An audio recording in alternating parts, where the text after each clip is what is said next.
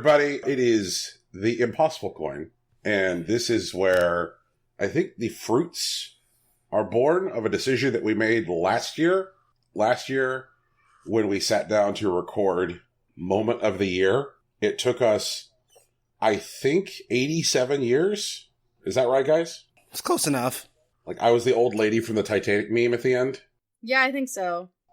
So as a result, when we put that together, Rocky broke apart that very long day of recording into 2 separate episodes, and then we fooled all of you and recorded a different opening and closing for that episode, so that way Best Moment appeared to be its own episode. And at the time, a year ago, we said, gosh, when we do Best Moment next year, we should record it on its own day, because that shit always takes forever. Well, here we are, and now you're invested in this thing that none of you know about, and hopefully you still care.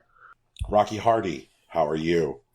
I'm staring into my own mortality, questioning the reasoning of my existence, and ready to talk about the best moment in 2019, at least as far as video games go. Rock and roll. Very rapidly losing your voice also, which is amazing. I can't wait to win by default. Tegan Somerset. I'm gonna win by default because I'm gonna be the only one who's able to talk at the end of the show. I can't wait. I will. That does sound legitimately terrifying. I swear to God, I'm gonna fucking die. Put me in a cave. I'm coming out 3 hours later because I don't need 3 days. I'm just gonna rule this category. Fucking rule it. Just because you added like 15 things in the last 2 minutes doesn't mean you're gonna win, Brian. I run this town. No, you run the show. I run this town. Honestly, I hope it goes to his head so that we can, use his own momentum against him. That's what I'm looking for, too. I see. I run this town. I'm gonna Divide and conquer. I'm starting to release gospel music as a tax dodge. I run this town. I don't know what that means. There have been mainstream artists that release gospel albums. Snoop Dogg is probably one of the most famous ones. And while sometimes they do tend to be decent gospel music, since it's religious expression, the proceeds from it don't actually count as taxable income. You can fucking do that? Yes. I'm gonna fucking Kanye this right now. You can do that? Mm-hmm. That's great. Good. Great. There's some additional hoops you need to jump through beforehand. You can't just be like, please listen to my gospel album. It requires more than that. But, yes. For more information, consult your local library or meet Kanye West. And I'm Kanye West. Oh, man. So Tegan, walk us through what the fuck we're going to be doing today. We're going to be, as you said, Brian, categorizing the best moment of the games we played in 2019. All right. And since I'm the only one who's actually healthy, because I eat all my vitamins in the morning in the form of a Flintstones chewable, I get the joy of reading out the list, which goes from A to W. And I don't mean W, I mean there are 2 U's. Oh, yeah. Oh, what a time to be alive. Damn it. I don't know why I'm reading this category, but here we go. Best moment, parentheses, possibly its own show, which it is.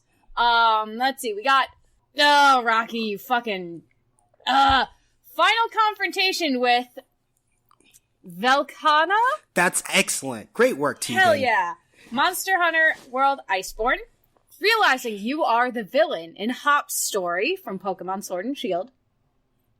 Facing Dynamax Eternius in Pokemon Sword and Shield, fusing with your Legion in Astral Chain, the sparring match in the dog costume from Astral Chain, inheriting the cat sanctuary from Astral Chain, the clone sibling fusion from Astral Chain, chasing a gang through the woods while tripping on angel dust from Sayonara Wild Hearts, chasing the twins between parallel worlds from Sayonara Wild Hearts, clearing a room on beat for the first time in Cadence of Hyrule, discovering you can skip floors in Cadence of Hyrule, when your party splits actions because of your strategy in Deltarune,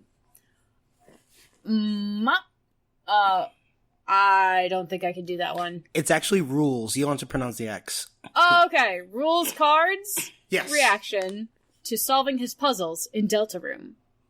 Susie and Lancer's rebellion in Deltarune. Repelling multiple attackers in Tetris 99.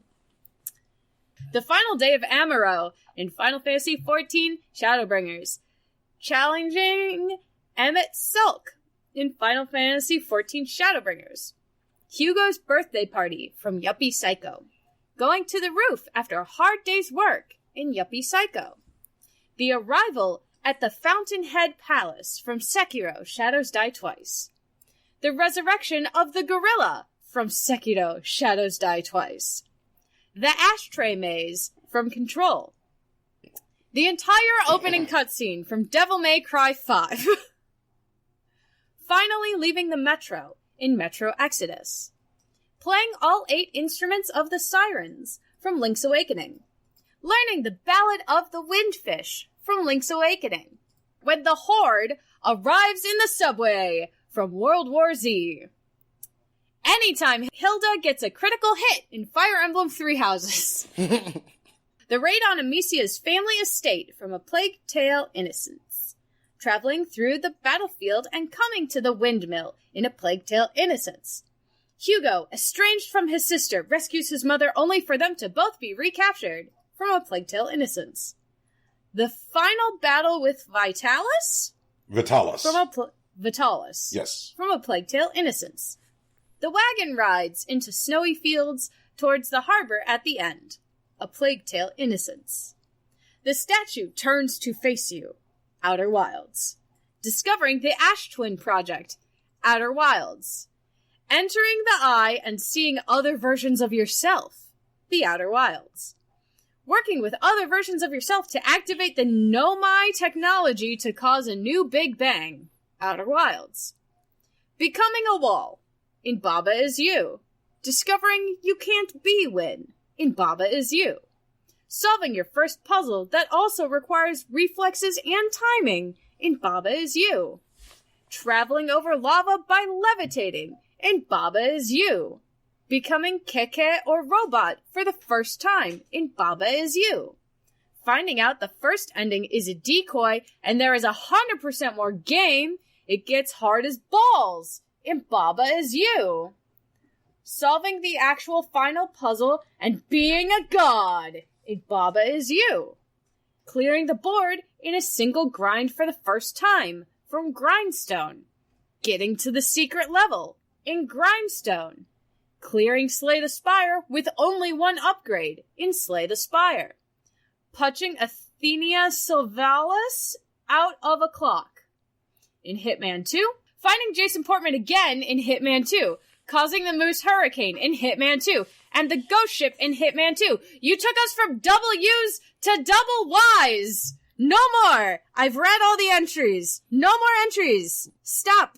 Put your pencils down. That's over, Brand. Next year, we're fucking making a rule that we can't have more than 20 entries. This is bullshit. There are too many entries. I'm calling it now. Too many entries. It's like too many cooks, but slightly different. Anyway, so we got a shit ton of stuff, and we gotta cut a bunch of it. It's true.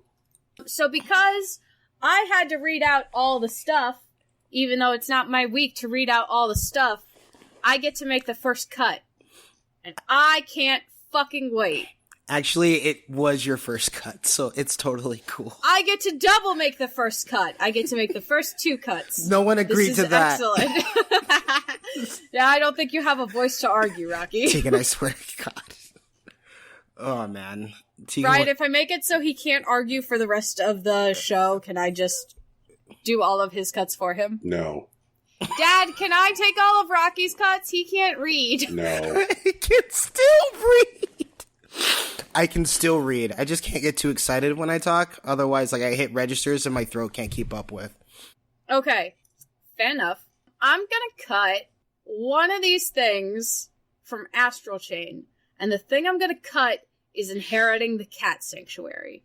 Because while it's cute, I don't think it was as good as these other moments. From Astral Chain specifically. I did like that moment. It was a total surprise for me. when, like, you happen upon the cat sanctuary, because it is a secret mystery that you have to find, and it unlocks, like, a different set of side quests where you can find cats in every single level and bring them all to the cat sanctuary. And you just have a bunch of cats. But it's not the best moment of the year. It's fine. You can cut it. All right. Cool. Then I'm going to make my next cut. What? No, it's my cut. I'm actually going to cut... Where is it? Discovering you can't be Win in Baba Is You because you can be Win in Baba Is You. Okay. Does he have hidden tech? You cannot only be Win. That's true. Because the thing is that you need to apply something on the board to be you and something else to be Win. But if you have like an and block and you're able to move them into that sentence, you can say Baba is you and Win, and that will be the end of the level. Right. But Baba cannot only be Win, because if Baba is only Win, then nothing is you. Right. Because you have to win. Like, Baba can be Win, but then you're not anything. I guess Right. it's a different statement. Can you explain why this is a powerful moment for you? Okay, all right. So, very early in the game, you, the player, are kind of like playing around with the concepts of the way this game like renders its puzzles. I think it happens for most people in the first level where the flag, which has been your target thus far, is on the outside of a solid wall, and there is nothing that you, Baba, can do to just easily reach the flag. Because there is a wall with no doors, there are no keys. It's just like you are within the confines of this wall, and the flag is out there. There's a key in the room, but the key is seemingly superficially useless. Because you're like, well, what do I do? Like, how do I get out there? Whatever. And so you're just kind of like playing around with different combinations. You're like, well, fuck it. Like, I've done things in earlier levels where I've changed the win state in order to win the level. Let me just push the block for win underneath Baba Is, like, and push you out of the way. Well, as soon as you do that, Baba ceases to respond to your inputs, effectively killing you and failing the level. Because if all Baba is a win state, then there is no you to win. And so, like, it's probably like the first moment in the game which I think makes you think about how hard and fast and immutable the rules are. You say that's fair, Rocky? Yeah, I accept that. Yeah. And so as a result, like, I think it is like a big, like, floaty math equations meme moment. And I think is way too strong a contender to be murdered at this point. What would you like to cut instead? I would like to perform a giant cut of several things. I don't think that's how this works. Mm-mm. I'm pretty sure it's a 1-to-1 ratio. Well, I think I might see... You shouldn't have added so much shit then! Give me just a second here. I can empower us to make up to 7 cuts right now. Not interested. 7 cuts of what? I want to know what he's fucking cutting first. Rocky knows what I'm getting at. I don't. Rocky, what am I getting at? Oh, I actually don't know. I would like to cut, in a group, the final confrontation with Velkana, the final day of Amarat, challenging Emmett Selk, pushing Athenia Savalas out of clock, finding Jason Portman, causing the Moose Hurricane, and the Ghost Ship. Because they're all from games that are continuing as a service and not brand new games from this year? Correct. Don't know how I feel about that. We have a whole category where games as a service can get their due. I know, but like, we did that. We did that category already. Uh-huh. So why the fuck did you add all those Hitman things? Oh, in order to have this conversation. Because if I didn't, then I would be just coming after Rocky's kids. So I needed to demonstrate that this would also involve me removing things that I enjoyed. And pushing Athenia Savalas out that clock is really fucking cool. I think I also want to say no. Tegan, do you want to say no because it's the path of least resistance, or you believe that it is a right? I think I want to say no because these are events that happened exclusively this year in these games. They would not have happened if this past year had not occurred and they had not received those updates, so I don't think it's fair to cut them.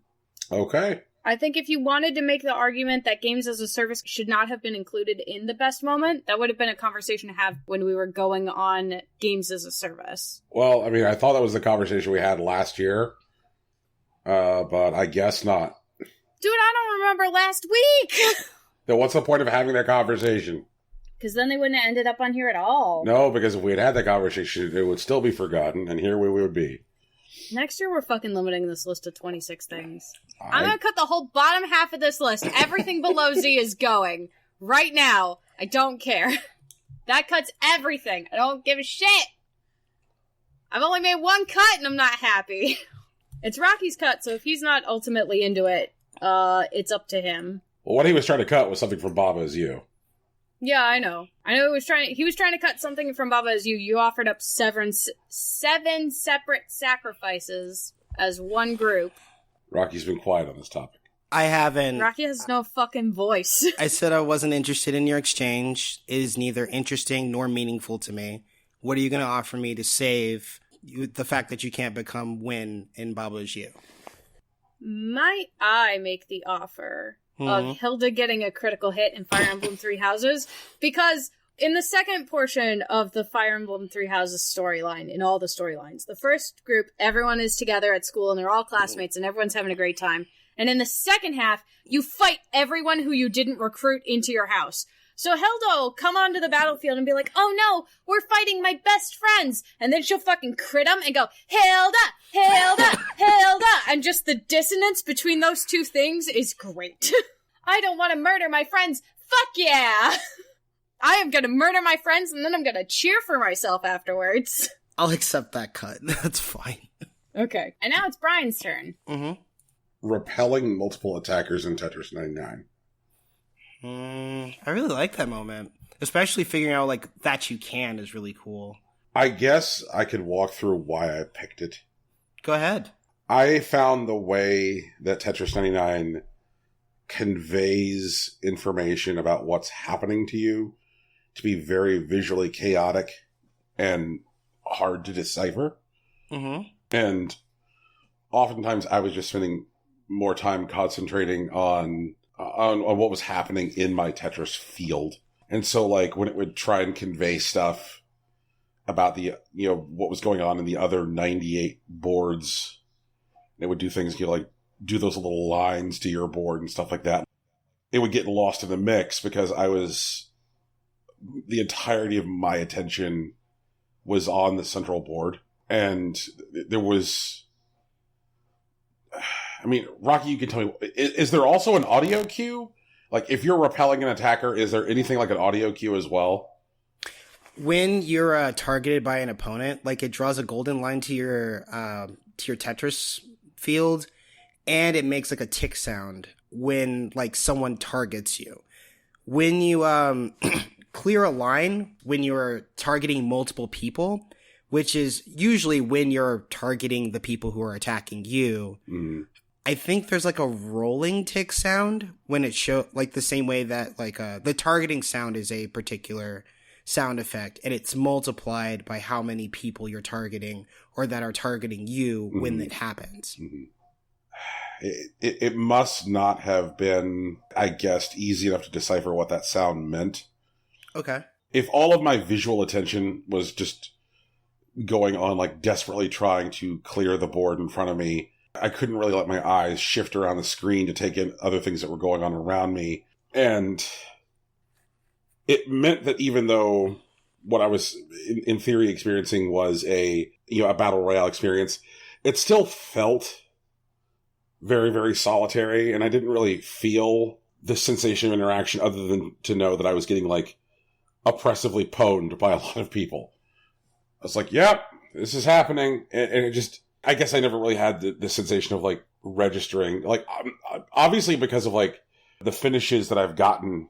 Like, I finished as high as third in Tetris 99, which means that at some point I have repelled somebody. Like, because you don't come in third, I guess, without successfully repelling people at some point. But, like, that experience didn't feel different or distinct to me. Like, I never knew I was doing it when I did it. So I guess that's the reason I came for it, because this is obviously something I have experienced, and it didn't even register for to me when it happened. Okay, sure. That all said, do you still want to hold on to it? I don't. Okay. Compelling argument. Alrighty. Let's see. Let's see. I'd say...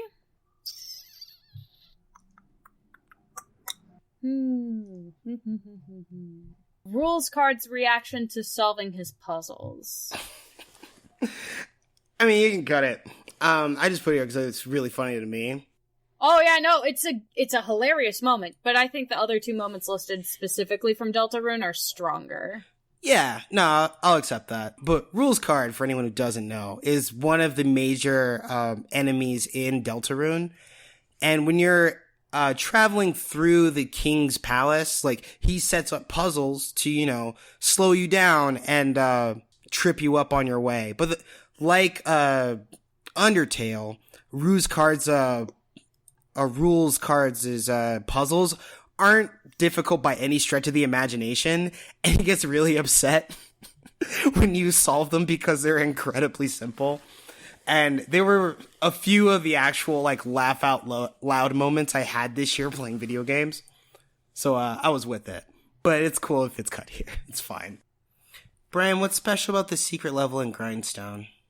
It's one of those things which, like, I think there's very few things in video games that people still don't explicitly understand the conditions to cause. Like, normally Reddit can, like, tear something apart very, very easily and be like, oh, you know, the conditions to make X happen are, you know, 1, 2, and 3. If you do 1, 2, and 3, then X will happen. Even though at this point Grindstone has been out for like 6 months, people are still arguing over what actually causes the secret level to open in Grindstone. So in Grindstone, one of the things that happens is when you're playing a level, the level doesn't end until you cause it to, unless it is a boss level. Because a boss level ends when you kill the boss. But if it's a regular level, the level ends when you kick open the door and, like, jump out.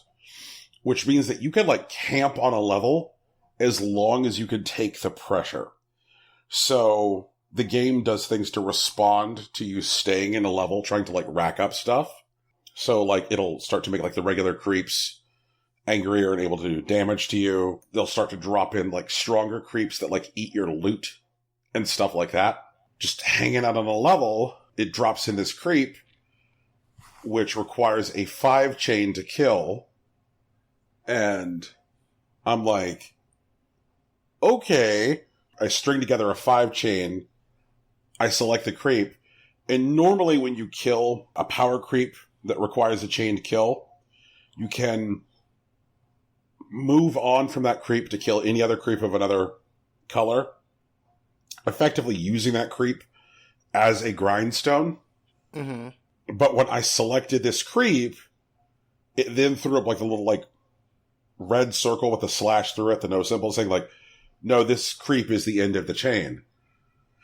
And so I said, okay, let's do this thing. So I ground into the creep, at which point the creep's mouth opened and, like, the whole screen turned into, like, a warp field. Uh-oh. And my character tumbled through space into the ever-expanding mouth of that creep. Which then took me to this, like, wild, surrealist, like, DDR-ass looking, Crypt of the Necrodancer looking, like, wild as shit board where you only had the ability to make 3 total moves, but there were also only 3 colors of creeps on the board. And so there was an ability to string together, like, absolutely spectacularly huge combos. And, like, the creeps that were represented on this board were, like, creep types I had never seen anywhere else before. None of the creeps were agitated. The whole board was, like, flying through space. it was like the kind of weird, crazy shit that, like, 10-year-olds with GamePro magazine would, like, lie and make up to each other. Okay. Yeah. Which is, like, a really, really cool experience because, like, when you're like, yeah, I was flying through space and all the enemies were not regular enemies and they were different colors and you could get so much extra loot. And everyone's like, that's nice, dear. Exactly. And it was that kind of experience. And the fact that, like, still people aren't sure exactly what triggers it makes it all the better. I'm going to cut discovering you can skip floors on Cadence of Hyrule. I'm down. Yeah, okay. Neat, but there's better stuff here. Brandon, it's your cut. I'm going to say sparring match the dog costume. Okay. Well, no, because that was sick. It's one of the weird, like, wackier things you're able to do in, like, Astral Chain. Like, you meet a character who works in this futuristic police station for whatever reason that happens to be the mascot, like the public face of the thing, and it's this giant dog. And a couple episodes into, like, the game, you get an opportunity to just run around the precinct or whatever while wearing the costume. And you get unique interactions because they think that you're the normal mascot person and you're not. There is a sparring room and there's someone that's training after, a pretty significant loss on their end. And you are able to, like, spar with them to bring up their spirits, but you also just get to, like, throw punches at this dude while wearing this dumbass mascot costume. It was fun as hell. And, like, you get different, like, interactions whether you win or lose a sparring match. It was a really good moment that they didn't have to do, and it was really cool when they did it. I can't let you cut it here. I'll give you clearing a room on beat for the first time. I'm with it. I'm down. Tegan, you're up. The perils of owning a cat. Sometimes only one hand is available, and it's never the one that's closest to the mouse. Oof. Let's see. Okay, I just have to say this for a second. I was looking at that list, and I was like, where the fuck is the perils of owning a cat? Oh, no, that's real life. That's a real life challenge that I have right now because I have a cat on my lap, but he's also, his little paws, Nico's little paws are in my hand. I can't move it. It's a sin to move it. I'm gonna cut when the Horde arrives in the subway from World War Z. It's absolutely terrifying. I may have pissed myself in real life, like, canonically, but I also hated it, and it made me feel awful, so.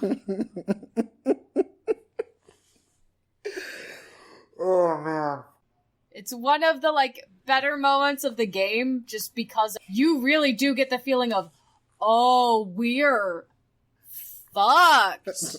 We're fucked. There is nothing we're absolutely boned. And I had, like, a kind of primal fight, like, fright, scare. I got scared real bad. I got real bad scare. And I may have peed a little bit. In real life, not metaphorically. And, I did have to leave the room. I respect it. It was not a good time. It was not a good time. It was a great moment. It was not a good time.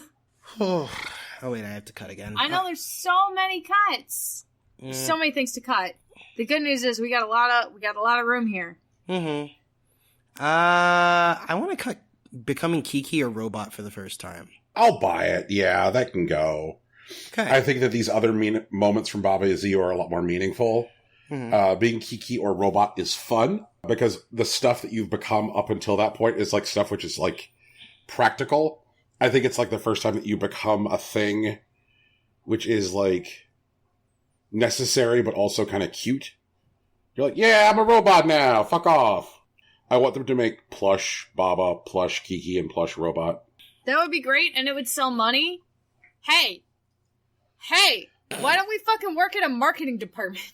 Hey, I know how to make money. Well, I'm sure someone will hire us someday.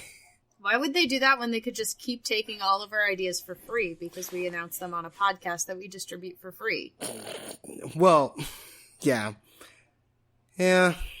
One day we'll get smart and we'll cut all the marketing segments out and put them behind a Patreon subscription wall. For like $50 a month, you can hear our dumbass marketing ideas for the month. Oh, God. Fuck. Brandon, it's your cut. I don't see a lot of representation on this list from Sekiro Shadows Die Twice. Yep. So I'm kind of curious as to, like, who put this here? How does it get here? Why is it here? I put this here. I also put some here. I did it. I did the thing. A lot of the moments in Sekiro are just, like, reskin Dark Souls moments, I feel like. But the moments that are unique to Sekiro are truly great. And so that's why there aren't, like, 30,000 Sekiro moments on here and only, like, the 2. Because those are, like, the really standout moments. Is, like, the short version. Can you speak to this, like, gorilla thing? Oh, wait, can I do it? Yeah, you can do it. It's fucking awful. So, Brian, in Sekiro, right, you're traveling through Japan, and you're a shinobi, you're not a samurai. You do things a samurai can't do, like you do the dirty work. And at some point, you end up fighting an actual, like, white-furred, like, gorilla, but it's holding a fucking, like, katana. And not a normal katana, like a person, but, like, you know, like Sephiroth's, like, Masamune, like that thing. It's like a 20-foot blade held by a gorilla that knows how to fucking swing a katana. Like, it's not fucking around. Right? So you gotta fight this thing with, like, the, like, breakneck speed combat that, like, Sekiro actually has, right? And, eventually you kill him, right? And, like, it's some bullshit. It's a really hard fight. It's, And you're like, thank fucking God that's over. Right. Except... Jesus! I'm sorry, I just found a picture of this fucking gorilla. Yup. Okay. So you kill the gorilla, right? You definitely kill it dead. You decapitate it. You cut its head clean off, right? It's great. You're like, thank fuck. That's over, and now I don't have to deal with it anymore. But... And then you find out you're fucking wrong. Immediately after, like, a centipede, like, crawls into the gorilla's body, reanimates it, and now you gotta fight it again. Just, like, immediately after. This isn't, like, a thing that pops up, like, hours later, or, like, you know, some dude who does some magic. This is, like, you barely beat the fight, may have been the fight of your life, run it back right now. It was crazy. It was legitimately insane. There's no good reason to cut it right now. There just isn't, Brian. I'm sorry. It looks like a very bad monkey.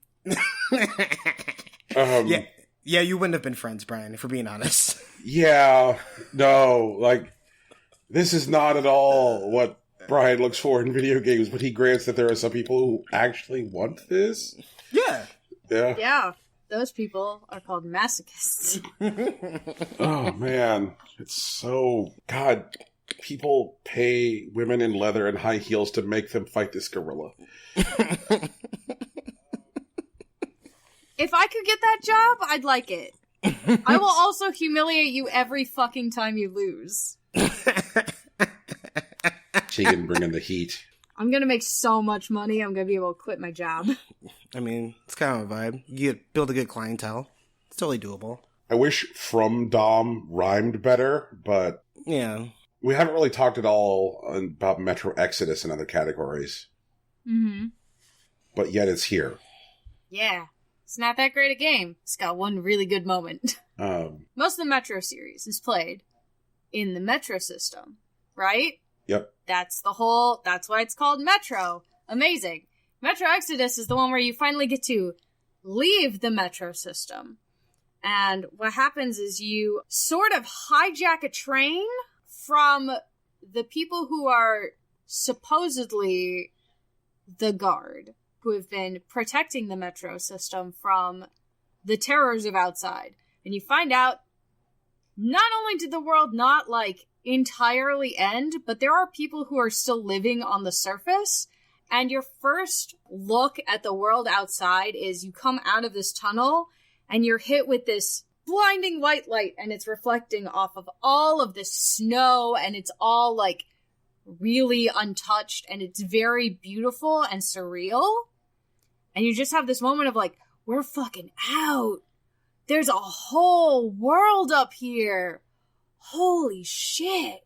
And then you find out not only is there a whole world up here, there are fucking people up here, and all the people who you've been saying, we're protecting the community, have actually been isolating the community to keep it from interacting with anybody else. And, like, that's when the whole, like, storyline really takes, like, a sharp turn into, like, first we were fighting for the Metro, and now we're gonna fucking fight against it.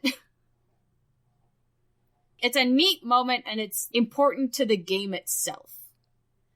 If that makes sense. But then the rest of the game is just, like, wandering around the abandoned city, and wandering around the abandoned fields in, like, you know, Russia and Siberia, where there already isn't, like, a ton going on, so now there's even less. It's a lot of walking. But it's not a lot of, like, interesting walking like Breath of the Wild, it's just a lot of walking. But in that moment, you're like, I could have anything! And then you're like, this sucks. I want to go home, I'm cold. If you want to cut it, it's okay. I'm not going to, like, fight you on it. Let's cut it. Okay. It's important to the game, and it needed, like, a mention, I felt like, because Metro got no other mentions. Yeah, no, it is, as we have reviewed in other categories, it is perfectly fine for things to go on this list, just to take them off. Just to be like, bye! Yep. Bye, bitch! Bye-bye, bitch! Yep. Bye-bye! I have a cat, sorry. He's a good boy. He's a good boy and I love him. And I want to keep him in my lap. I do. But he wants to go explore the world! He can have everything he wants now! And then he's gonna come back in my lap because it's cold. Let's see. What do I want? What do I want to eat? I want to eat some good food. I'm gonna say I'd like to cut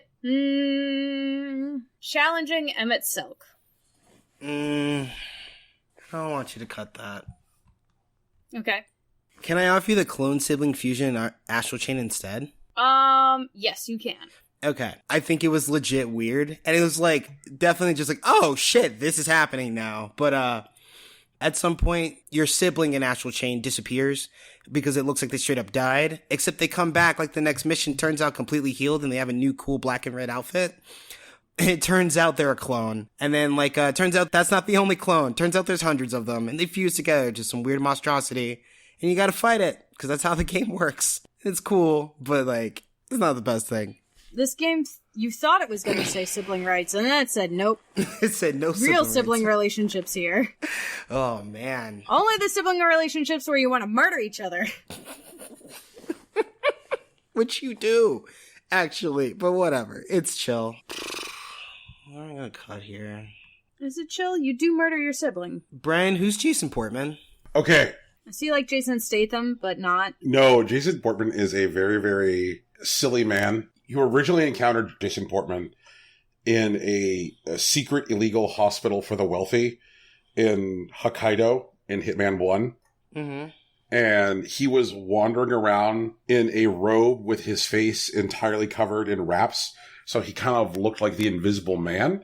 In fact, achievements related to him were like named after the Invisible Man. He had a very silly way of talking. He would end every sentence with "shut up," okay? You know, shut up. And he was a huge fan of international male model Helmut Kruger.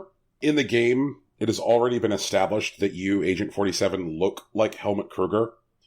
Because in the Paris mission, which was the first one to launch in Hitman 1, there is actually a part where you knock out Helmut Kruger and can walk the runway as Helmut Kruger. And everyone's like, ooh, Helmut Kruger, so mysterious, right. So stoic. So, like, fast forward 6 missions later when you're in Japan, you encounter this guy who is getting a massive plastic surgery in order to make himself look like Helmut Kruger. And he's, like, wandering around this, like, hospital for the wealthy. And he's got, like, this giant gold chain on with, like, the letters HK on it. And he's being this, like, silly tech billionaire. And he sees you in Hokkaido, and he assumes that what has happened is that you have also come to the same hospital to get the same surgery that he has, and that you are also trying to look like Helmut Kruger. And he gets very angry, and he's like, can't you look like somebody else? Maybe look like Jordan Cross. Jordan Cross being a musician that you have also previously murdered in another level. Oh my god. So when you run into Jason Portman on this, like, resort in the Maldives for the wealthy, because life has taken a left turn for Jason Portman. His surgery didn't go as well as he wanted, so he in fact does not look like Helmut Kruger. And, like, the insider trading and malfeasance, which he did to become a tech billionaire, has caught up with him, which is why he is now on this island run by a criminal organization, so that way he can get a new identity and, like, fade into the background of the world. You can infiltrate Jason Portman's cabana in order to lure one of the 3 targets you're dealing with. And the way that you do this, and this is kind of like about how, like, Hitman uses its, like, level design in order to do, like, environmental storytelling.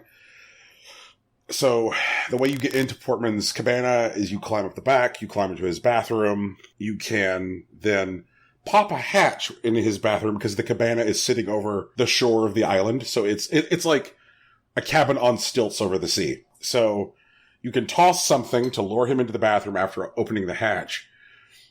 And he comes into the bathroom to investigate what the noise was, peers into the hatch, and looks up and sees you and goes, "You again!" At which point you push his silly ass into the water below, just as he has that, like, moment of realization, and the hatch is still open, awaiting your actual target. This guy gets got twice, neither time lethally, and both times has this, like, shocking moment of realization. I'm about to get got by this guy who looks like my hero. It's very silly. It's very fun. And we can cut it right now. Fair enough. Imagine, though, your hero comes into your bathroom and fucking murders you. That's why I never want to meet my heroes. Whose go is it? Yours. Yeah, it's your go. Okay. In that case, I am going to cut Causing the Moose Hurricane in Hitman 2. Moose hurricane sounds ridiculous. Please elaborate. Please elaborate on a hurricane full of meeson. Because those things are fucking huge. So in Hitman, a grand tradition by all Hitman players is at some point you'll be sitting in a level and you're going to say, how much effort would it be to murder everyone in this level? Because, like, a Hitman to the level is generally populated by somewhere between, 150 to 225 characters who do not just sit around and wait to be murdered. Mm-hmm. Yeah, a great many of them are also armed because they're guards. And people who are not armed have, like, flight instincts and run instincts when they realize that there's a whole bunch of murder going on. So, like, even if you're, like, silently killing everyone, when, like, dozens of people start to disappear, they start to get nervous and so forth. So, like, it is a time-consuming process and kind of difficult to kill everyone in a Hitman level. But it is also very fun, but it's not something that IO is ever generally, like, formally recognized as a pursuit worth having.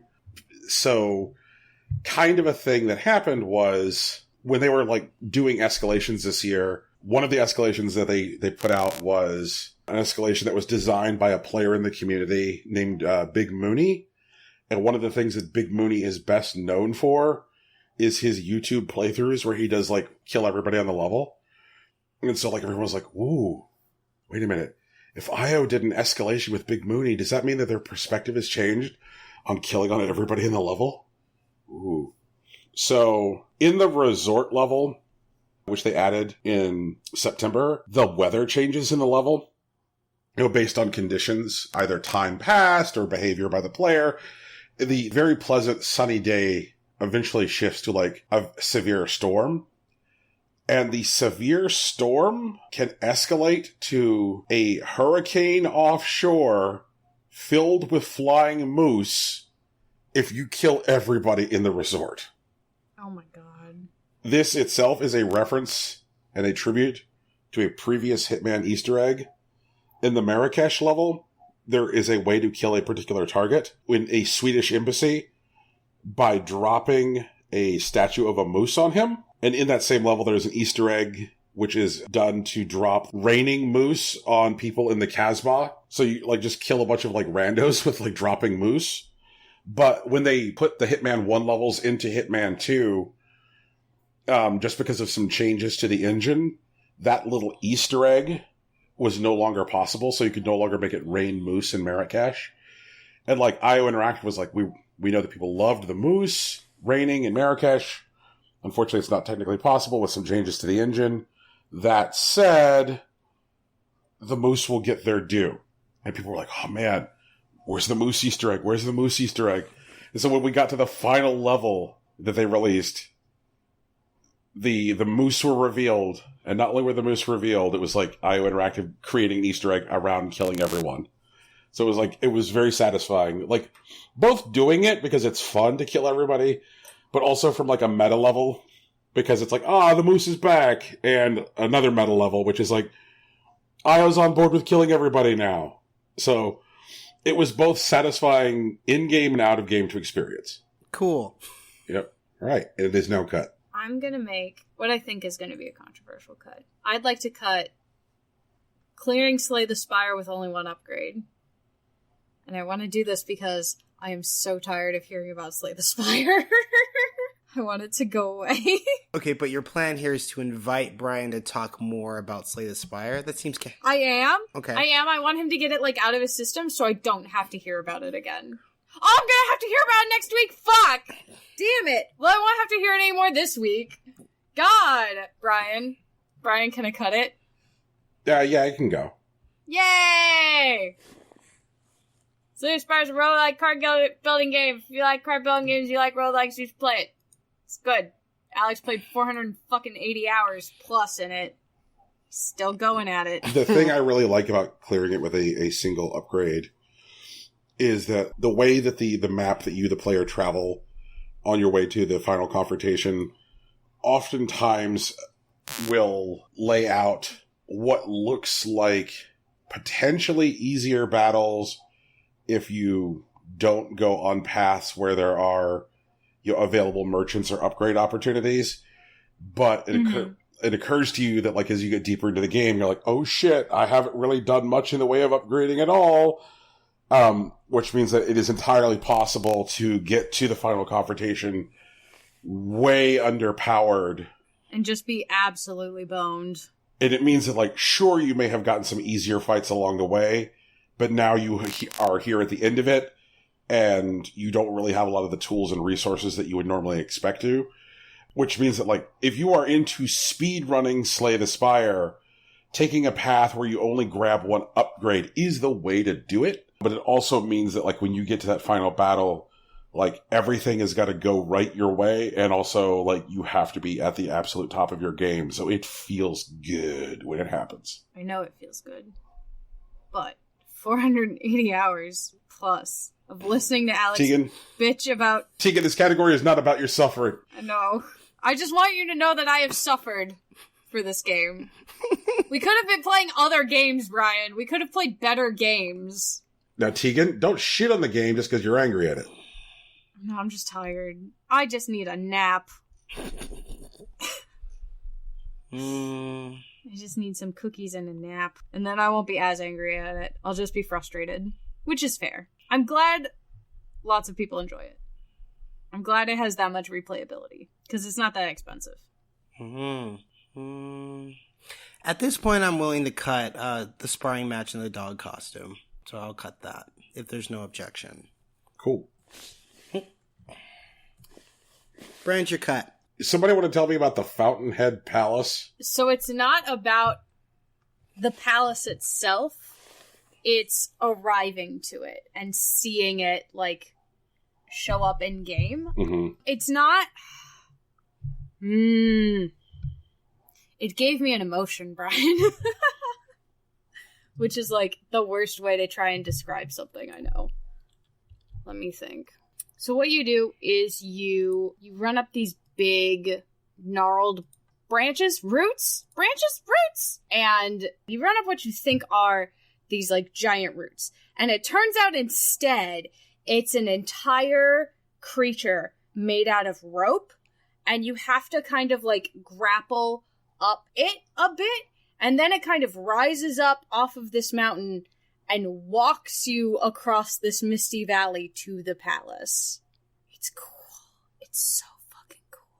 You know that part in Lord of the Rings where, like, the eagle things come and, like, it's so cool? The griffins. Yeah. Yeah, that part. Yeah, it's got a similar vibe to that, but it's like a moment where you run into a giant creature and you're like, it's not gonna fucking kill me. It's just gonna give me a ride. Okay.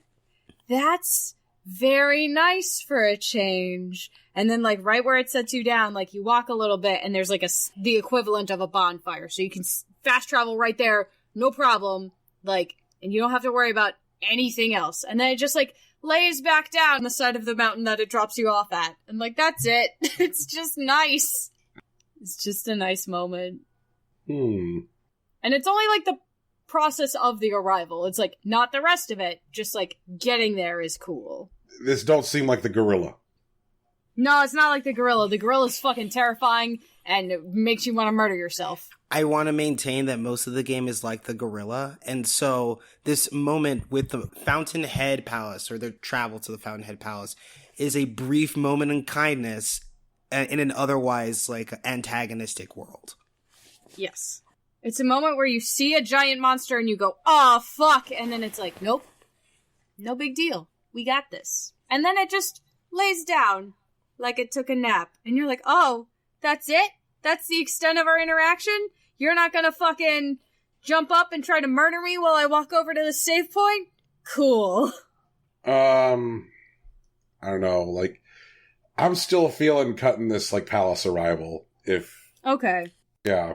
Okay, Brian, I'll offer a cut instead, because I'd actually rather let that live for a bit. Oh, okay. I'll cut Facing Dynamax Eternatus. It is the final confrontation in Pokemon Sword and Shield. You fight the legendary Pokemon, which happens to not be the Sword Dog or the Shield Dog, but the Sword and the Shield Dog show up to help you, fully awaken into their abilities. One fights with a sword in its mouth, the other has, like, a mane made of a shield or whatever. A good dog. And it's a cool thing, where, like, your actual first interaction with the legendary Pokemon isn't fighting it, isn't trying to capture it, but fighting alongside it to secure the region. It was a really cool thing. One of the standout moments in Pokemon Sword and Shield that isn't otherwise mundane. But honestly, the Fountainhead Palace is still a more meaningful moment given its context. So I'm willing to cut this one here. The Pokemon moment is more Pokemon anime, finally in the game. Or Pokemon the movie, finally in the game. Yes. That's what. And this is just like, holy shit, something isn't gonna kill me. I can take 2 minutes to myself to not die. Brian, you have no idea how rare that is in this game. Fucking 2 minutes? 120 seconds of peace? No way. Unheard of. Okay, I'm with it. It's 120 seconds of, I won't fuck you up. I could, but I won't. 120 seconds of I Won't Fuck You Up is one of my favorite mixtapes. Tegan, you're up. I'm gonna cut the opening cutscene to Devil May Cry 5. It is peak Devil May Cry bullshit. It's so great. It's the beginning of the wildest ride of Devil May Cry at all. And I still wish there were more Devil May Cry 5 in existence because that game is too short. But, like, that scene does everything it needs to do to fucking... You ramp off of a car in a minivan. You, as white-haired protagonist boy, jump out the window of the minivan and, like, run around it while you're shooting demons, and then you jump off the hood of the car, and while you're jumping off the hood of the car, the girl who's driving the minivan catches a lit cigarette in her mouth. And then, like, she's coming down on the other side, and you're in the air shooting a bunch of other demons. At one point that you use one to jump off of it and land back in the window as the van is landing back on the road. It's bullshit. It's great. It's not the best moment on here, but it is fucking good. Shoutouts to that. Shoutouts to that.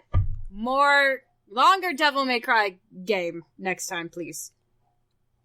More longer Devil May Cry game, please. Please, more game. One of my takeaways from this year is that Tegan was angry at Devil May Cry for being too short. She's very angry at Devil May Cry for being too short. It's bullshit. Should be longer. Deserves more time. It's a reasonable complaint. Brian, can you tell me about the ghost ship? The ghost ship is also silly, and it can go right now, so I'm going to riff on it. Mm-hmm. Hidden throughout the resort level are these, like, crystal skulls. Some of them you could, like, walk right up to because they might be, like, sitting on a character's bookcase. Or maybe there's one sitting behind a bar at the resort. Some of them are not so accessible and can only be seen through the scope of a sniper rifle far in the distance. There's a cruise ship, which is, like, unreachable. But, like, if you have the triple X sniper scope, you can see a crystal skull sitting on, like, the rail of the deck on the ship.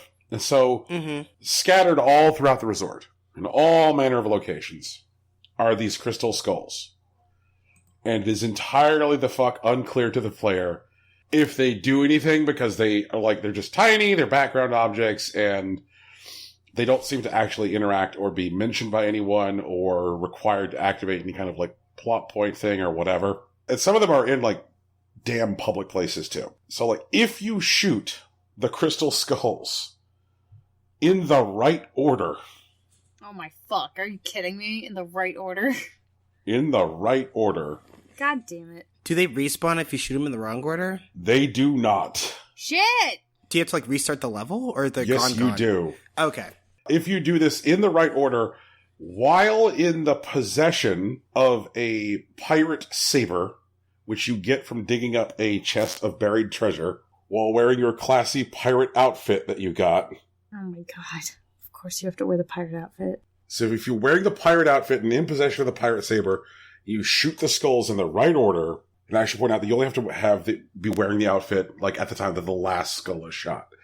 Then the weather changes, and sailing off of the coast of the resort island is an ethereal ghost pirate ship, which begins to do laps around the island. For bonus points, invoking both the ghost ship and the Moose Hurricane at the same time is the wildest shit. I can only imagine. I hope there exists a YouTube video of this. Yeah. One of my favorite things about Hitman, and it's not something which I think gets talked about nearly enough, is how funny and how silly and how joyful the game is. Like, Hitman tries to be very funny, and it succeeds. And it tries to be very silly, and it succeeds. And one of the ways it is funniest and silliest is with its Easter eggs. And, bringing about a fucking ghost ship because of reasons is, I think, like, definitely in the spirit of, like, Hitman silliness. Yeah, it sounds like branding. Like, that's it. That's the brand. Yep. Farewell, ghost ship. We hardly knew ye. True. Brian's your pick. I want to raise a stickler point. The moments in Link's Awakening. Yes, they're good moments. What about them? Are these new moments in Link's Awakening or moments of the... No, they're the same moments. So these are not new scenes in this game. They are the same... Nope. They are... They're the exact same ones, just done with updated graphics. I was wondering when you were going to get onto that. I was saving them for easy cuts later on. They're both good.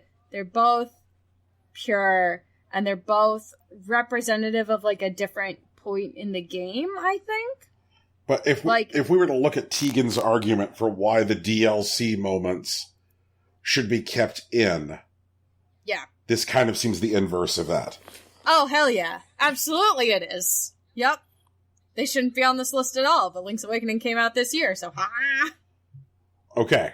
But, as you've just conceded... Yeah, it didn't add anything at all. Okay. There's literally nothing new. All right. The only new thing about Link's Awakening was me finding out that the secret ending was the ending I've been getting. Because I'm good at Zelda. Shoutouts. I'm good at one video game, and it's The Legend of Zelda.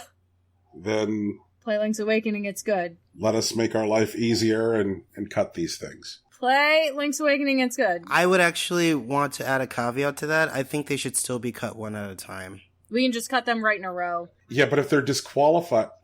That's somebody just saying, like, can I hold on and use one as a pass? You should have looked at the list and disqualified them earlier. Well, then I guess somebody can use one as a pass next time then, too. I'm gonna use it. I'm literally gonna cut the next one, so it's fine. I'll just talk about them both, because they're both good. Good moments, Brian. So I'll talk about them in story order. So the first thing you do, the first of the two listed here is learning the Ballad of the Windfish. That's the first one that takes place, like, chronologically in the story. Marin, this girl who has found you, washed up on the beach, and who, like, nursed you back to health, or at least back to consciousness, and then, like, you save her dad, and you end up saving her again later. She teaches you the song called The Ballad of the Windfish, and it is apparently the song used to wake the windfish. But no one on this island knows if the windfish even exists in that giant egg on top of the mountain. Wink, wink, nudge, nudge. Maybe it does. Who knows? And so she teaches you the song, and there's like a mean fox dog in the area, and he stops and just sits there and listens to Marin sing. And then you can repeat it, and, like, you have this little ocarina part, and she sings the song, and it's very cute. It's very cute. Good moment. And then, the last time you hear the song by a character in the game is when you are playing all 8 instruments of the siren in front of the windfish egg, right when you're about to do the dungeon to fight the nightmares and release the windfish, which will maybe make the entire island vanish because maybe it's all in his dream. Dun dun dun. And maybe none of these people even exist because they're all in his dream. And so you hear all 8 instruments and your ocarina together playing the same song that before was just one girl and one ocarina. And it's really, really good. It's a good song. They've all got their own little instrumental, like, parts. And it was the first, like, song from a video game that, like, stuck with me and got trapped in my brain. And I liked it a lot. And that was before the YouTube, so it wasn't like I could just look it up later and play it whenever I wanted to, which I can do now. And I still love it. And so those are the 2 major instances of the Battle of the Windfish. And they're both good. And now they're both cut. So it's Rocky's turn. Yep. Sometimes, Brian, you just put stuff on there to cut. You mean that? I've been saying that. Oh my god. I've literally been saying Brian, that. it's a joke.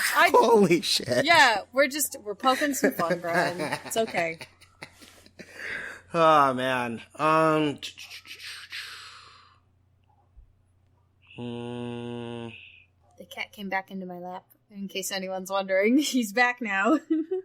Okay, I'll bite. Brian, tell me about the raid on the Amicio's family's estate. Okay, so this is at the opening of Plague Tale. Mm-hmm. When this happens, it's setting the table for how you are going to move throughout the game and kind of like setting the rules for like what your power level is as a player compared to like most other antagonist characters. So like these English arrive to Amicia's family estate and they proceed to like kill all of the serfs that live on the estate and kill all the servants. And they are just like prowling through the house, murdering anyone they encounter. And it is like absolutely just the most supremely fucked shit. And you are this like young girl who was like just like a few minutes ago wandering through like the forest and like having a heart to heart with her dad. And then like you just watched your dog get killed. They kill the dog? No, like they don't kill the dog. You see, like you're still trying to deal with like understanding like why your dog died. Because like your dog is out there and then you just see like this like the ground rises underneath your dog and like your dog gets consumed by something from the ground and you don't understand.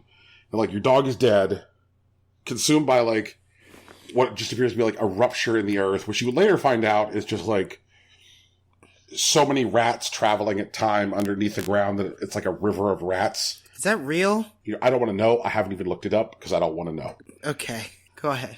And your father sends you back to the estate because of the dog.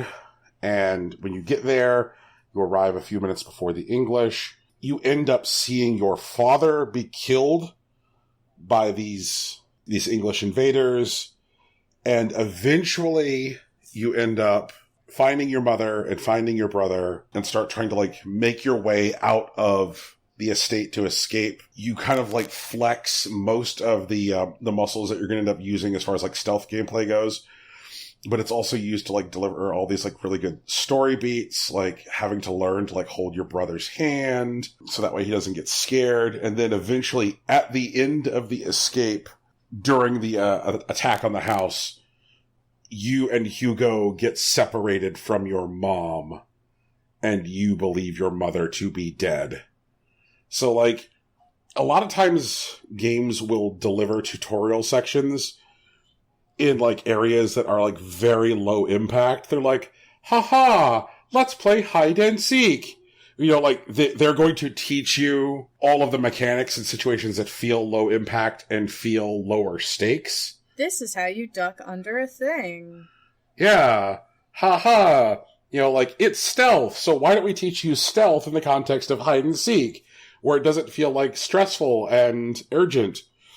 And a Plague Tale's like, no, why don't you learn how to do stealth so that way Englishmen don't kill you? Why don't you, at the end of this mission, be separated from your mother, who is now your only anchor to the world, and be forced to care for your brother, who you barely know because he's been separated from you his entire life? It's emotionally jarring, powerful, and really sets the table for the gameplay. Rocky? I'm thinking. Yes, to consider. Tegan, can you tell me about the ashtray maze? Oh, I know what the ashtray maze is. Okay. Haha. So what it is it's that, in Control, you end up in, like, a Art Deco hotel floor sort of thing. And what happens is while you're running through the hallways and the doorways trying to get to, like, away from the guys who are shooting at you, the entire floor is changing itself around you. So walls are coming in and then opening up on different areas as you're running through, and you have to keep up with it or you're gonna get stuck and absolutely demolished. So that's what it is. It's a very cool segment. It flows very nicely. Mm-hmm. I'll still say it can go. It's still cool. Okay. It's still cool, but it can still go. Well, obviously nobody here was really hot for Teacher because nobody remembered even putting it on, so... It was probably me. Let's be real. It's probably me. I don't remember anything. I don't remember last week. Oh my god. Brian, it's your cut. How about... Fuck. Are we getting into the nitty-gritty now? No, it's just like I'm trying to figure out, like, the path of least resistance. We still got 31 options to go, guys. Yeah, okay, like, fusing with your Legion Astral Chain. That moment was really cool. Although I guess it was in the trailer, sort of. Even for like a brief second. Yeah, it was sort of in the trailer. Yeah. It was really cool, though. After your sister, dies and is replaced by a clone, you end up going on a different mission that literally pushes you to your limits in perfect anime fashion. And when you and your Legion are unable to repel your onslaught, the Legion kind of interacts with you, which I think is kind of weird because it's also on a chain. But it decides that instead of just interfacing with you the way that it normally does, it like merges consciousness with you, and you like fuse into a singular being, and you end up fighting as the Legion. Mm-hmm. You get a fight with it, and it's really cool, and it's really busted. You only get to do it like twice, but it was sick. But honestly, I'm cool with it making it just to the halfway point. So, you can cut it. That's fine. All right, so Motit B. Tegan, can you read what we have left? Yeah, sure. We have the final confrontation with Velkana, realizing you're the villain in Hop's story, chasing a gang through the woods while tripping on angel dust, chasing the twins between parallel worlds, when your party splits actions because of your strategy, Susie and Lancer's rebellion, the final day of Amarat, challenging Emmett Selk, Hugo's birthday party, going to the roof after a hard day's work, the arrival at the Fountainhead Palace, the resurrection of the gorilla, the raid on Amicia's family estate, traveling through the battlefield and coming to the windmill. Hugo, estranged from his sister, rescues his mother only for them to both be recaptured. The final battle with Vitalis, the wagon ride into the snowy field towards the harbor at the end. The statue turns to face you. Discovering the Ash Twin Project. Entering the Eye and seeing the other versions of yourself. Working with the other versions of yourself to activate the Nomai technology to cause a big bang. Becoming a wall. Discovering you can't be Win. Solving your first puzzle that also requires reflexes and timing. Traveling over lava by levitating.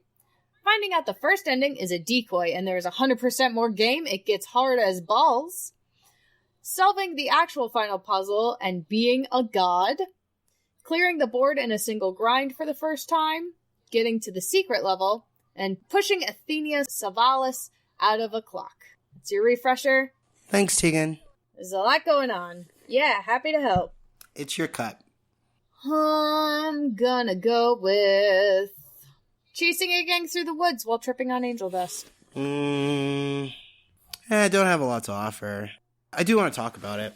Yeah. The third mission, I believe, in Sayonara Wild Hearts takes you to a forest, and you meet a motorcycle gang. And one of the first things that they do is they seem to blow a cloud of dust in your face. Then they speed off with their motorcycles. You chase after them, because that is your duty, apparently. And all of a sudden, everything is just, like, super tripped out. Like, you're riding through things, and the obstacles are becoming larger and smaller. In tune with the music, which is also cool. Things are zooming in and out of your field of vision. And it's a real fun twist on moving through the level. But otherwise, it's more of a passing, like, fancy. It's not specifically incredible. But it's fun to do, so it's cool to cut here.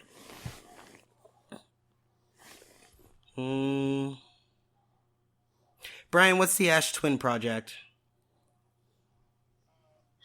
The Ash Twin Project was a project by the Nomai to discover a way to send information into the past. Okay. But they discovered that they could send information no further than 22 minutes into the past. Mm-hmm. And to do so requires an enormous amount of energy. Like, I don't know, the explosion of a star. Sure. And so it's the aha moment for the player where you kind of figure out why this game is what it is. You know, being a game about a time loop. You're like, wait a minute, like, so this whole game takes place on a 22-minute loop, and at the end of every loop, the sun explodes. So the reason for that is because Nomai technology has been used. And when you discover the Ash Twin Project, you find out how they send information 22 minutes into the past, how you've been receiving it. And it kind of is the moment which gives you, like, a sense of purpose for, like, what you should be now doing in the game. You're like, oh, okay, now I know this, so this is what I should be trying to do. It's kind of the moment that you decide to become God. Yeah. Decide to become God. Yep. Right. The Nomai are like a long-dead race of aliens which had like this unbelievable technology. Like the version of the Chozo, yeah. Yeah, and there's a thing that you decide to do with their technology, which is pretty wild. Brian, are you open to me cutting this moment? Rocky, I know I'm not going to be able to cut any of your fucking Final Fantasy bullshit, and so, like, I don't want to fight about that, and so fine, go ahead. Okay, sure. I will cut challenging them itself. No, God damn it, Rocky. Like, that's not the fucking point. I know. I totally get it. But I cut it anyways. It's your cut. Then I am going to cut, I'm going to cut Discovering the Ash Twin Project. Will you accept the resurrection of the gorilla instead? The gorilla seems really fucking cool. And like a centipede goes into him. Yep. That is true. That's exactly what happens. You did a good job selling that gorilla. I know. But does that mean it's not worthy to, like, protect your Ash Twin project? What if instead we cut the moment right below it, entering the eye and seeing the other versions of yourself? Because I feel like this moment is cool, but working with them is cooler. Or do you think I'm backwards on that? Do I have that backwards? Yeah, I think that you're backwards. Like, okay. I think that, like, once you are working with other versions of yourself, you've acclimated yourself to the WoW. But, like, when you enter the eye and you're like, oh, fuck! You know, like, that's the moment you're on your ass. Got it. Okay. Because I would think the moment where you're like, wait, I can actually do something with these guys would be cooler. What you end up doing is cooler. Like, the end result, like, I mean, I guess this is a time to talk about the end of the Outer Wilds. The end of the Outer Wilds is that in order for time to escape this endless 22-minute loop is that you cause a new Big Bang. You cause the collapse of all time and space, and you restart time.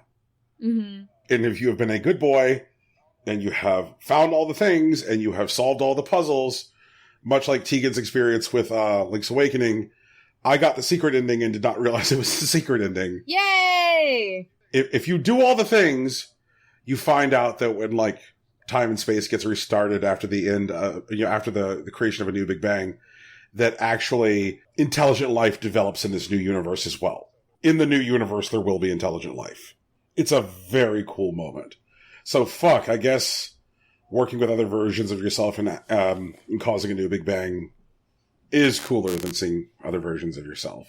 Which I guess also means that we need to, like, circle back and talk about the statue turning to face you. Because, like, that's very early at Outer Wilds. Like, before you've even, like, taken off in your rocket ship for the very first time, and you're just kind of, like, wandering around, like, the Zelda-ass village of your people, you come across, like, this statue, which is in the observatory, and you, like, see the statue as you're, like, descending from the top floor of the observatory, and it's a statue of one of the Nomai, so, like, it's an ancient statue, and the statue, like, turns to face you, and its eyes begin to glow, and at the time you're just like, this is the wildest shit, like, the statue's moving, the eyes are glowing, and then, like, later on, you find out, when you're on the Ash Twin, that the way that the Nomai send information through the past is with these statues. And that when someone is, like, tuned to the statues, that's how they receive information from the future. Which is cool. So, like, there is a synergy between those two moments. The discovering the Ash Twin project and, like, the statue turning to face you, just like there's a synergy between seeing other versions of yourself and working with the other versions of yourself to cause a new Big Bang. Got it. Okay. Yeah. It's a really cool video game. It sounds like it, honestly. Yep. Spoiler alert for the Outer Wilds, I guess. Well, I mean, I think it's safe to say that if you're listening to multiple hours of a podcast which is offering up the best moment, and you get angry about spoilers, honestly, you're not the fan for us. Honestly, you did not read the description of the podcast, which says, like, spoiler alert in the description for this episode. Right, Brian? Needless to say, spoilers ahoy. Yeah. That seems to be the branding, so what are we cutting? Brian's got what I feel like are a lot of darlings left. Sorry you played some good games this year, Brian. Next time, play shitty ones. Well, why don't we cut pushing Athenia Savalas out of a clock? Okay. No objections. It's probably the moment where Hitman most clearly articulates its, like, fuck capitalism, capitalism is stupid, underlying ethos of Hitman and Hitman 2. And it's a glorious moment. It also ends up looking like a David Bowie music video, and it's super cool. And you do it all while wearing a stupid sweater, but it feels like it should probably go at this point. Alrighty. Whose cut is it? Is it my cut? Yeah, it's your I think cut. so. Cool. I'm gonna go for going to the roof after a hard day's work.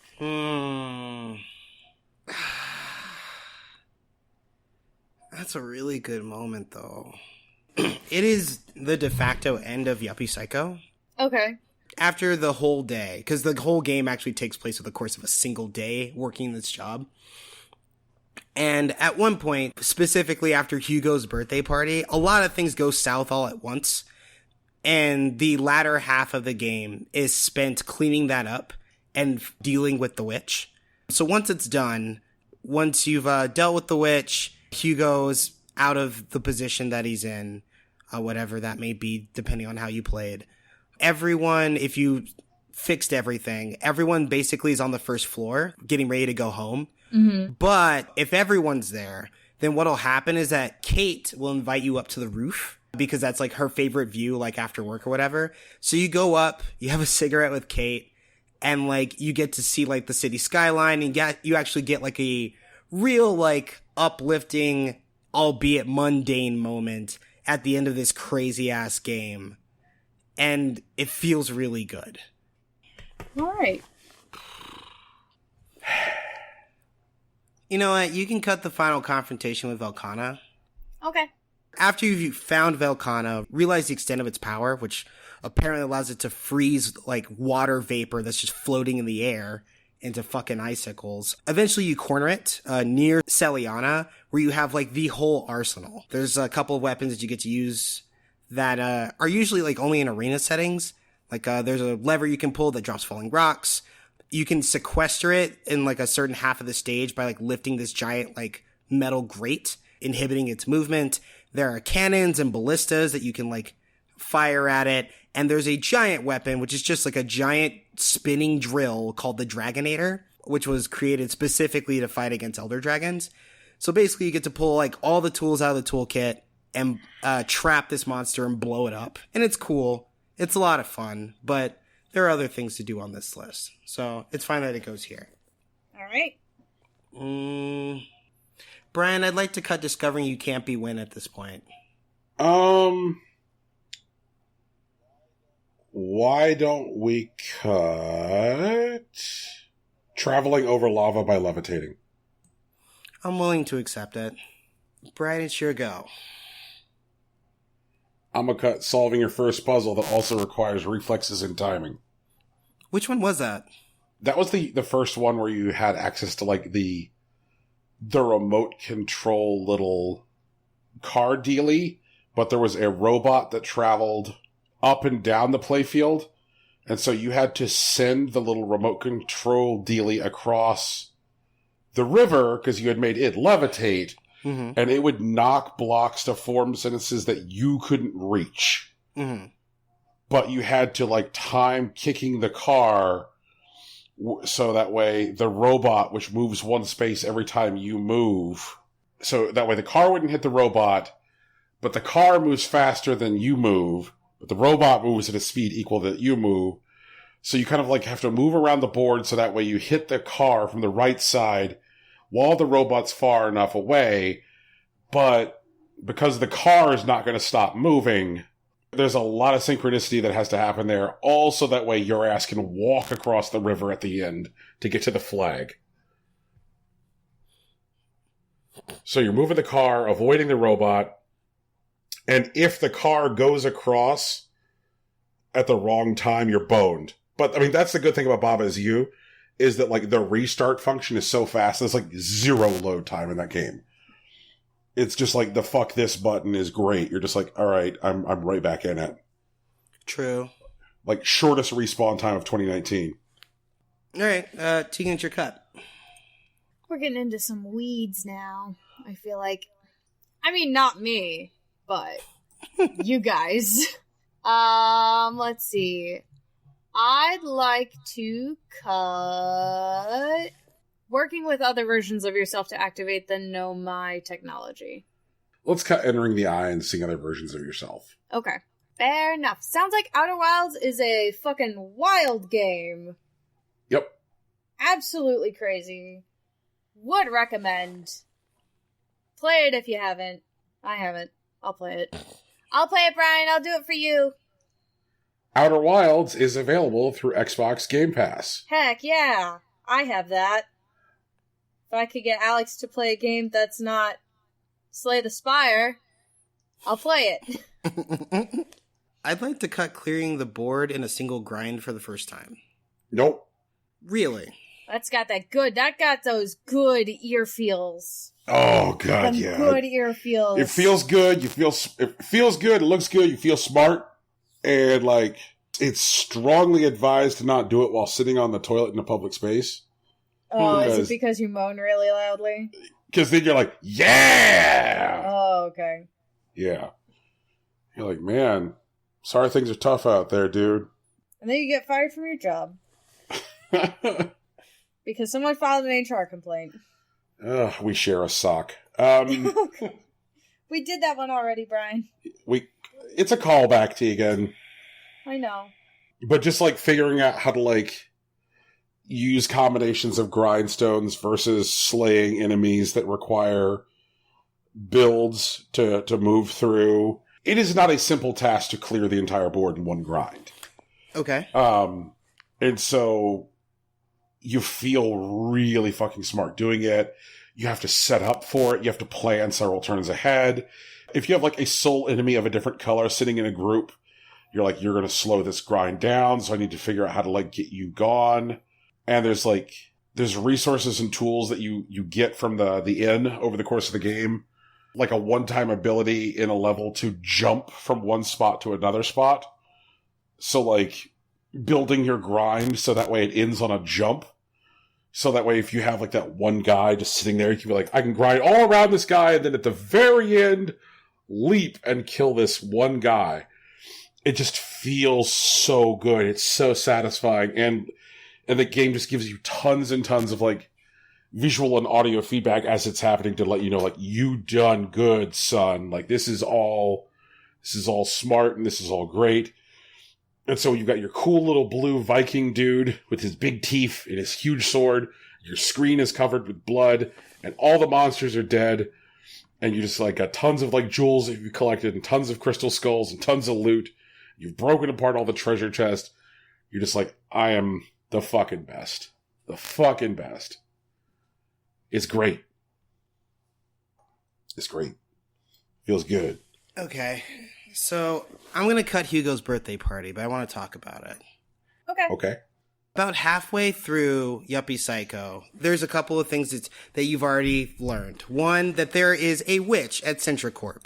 Two, that all the founding members appear to be dead. Three, the founding family is buried in the cemetery on the 9th floor, with the exception of the youngest daughter. And that Hugo appears to be in league with the witch. These are things that you know at this point. About halfway through the day, arguably around lunch, you've been informed that Hugo's birthday party will be taking place in the cafeteria on the first floor. It's one of the few times that most of the employees are actually on a single floor at once. So you're able to talk with everyone, view a couple of choice interactions, and there's also some punch that you can drink. In fact, I think it's actually a story moment that the protag, Brian Pasternak, drinks, I think, about 3 helpings of the punch and gets pretty drunk. At one point, he starts rambling about how people keep dying all over the office and no one says anything about it. It's a classic someone got too drunk at the office party moment, except it's you. And Hugo decides to take control of the situation by having Kate sit in the middle of this game that they have and have Brian interrogate her, because you're getting close to the fact that Hugo's in league with the witch and saying it out loud. And what he does is that he takes a spoon from you and he walks up to Kate and holds it around her neck as he tells you the way that you would kill the witch is that you need a knife that's somewhere in the building, and you'd hold it around her neck like this. Then the screen goes black, and then there's like a weird screech that starts crawling across like the audio. It's best with headphones.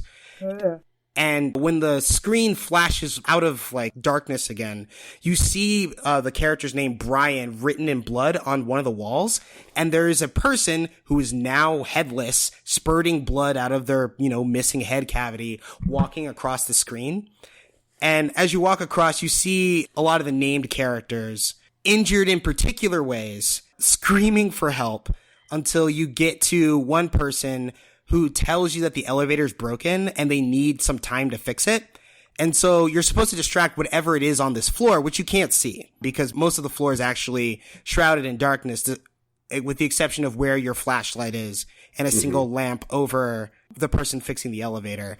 And as you explore this floor, there are symbols that flash on screen, and there seems to be a monster that when it overlaps with you, starts dealing damage, and you have to basically lead it around the floor away from the person fixing the elevator until they do. And then you're able to take one final trip on the elevator, after which the elevator is no longer available for the rest of the game. And now you have to escape the building and deal with the witch, hence beginning the second half of the game. It's a really interesting moment because it's where the game like earnestly steps into paranormal as opposed to just like hinting at it subtly. And it was very well executed. The sounds were probably one of the best parts of it, if not like the dialogue between you and Hugo, having it like probably your first honest conversation. But I think there's still better things on this list, so I'm okay with cutting it here. This sounds really baller. I mean, like, the way you're describing it sounds really cool. There are better things, I guess. Okay. Well, but it sounds cool. You know, much like that gorilla from earlier, this is a good sales job. The gorilla's fucking neat. Well, I mean, I'm not going to give anything else to protect Hugo's birthday party, so I'm cool with letting it die here. But he also wanted to be like, here's the thing about it, though. It's fucking weird. Why don't we cut then...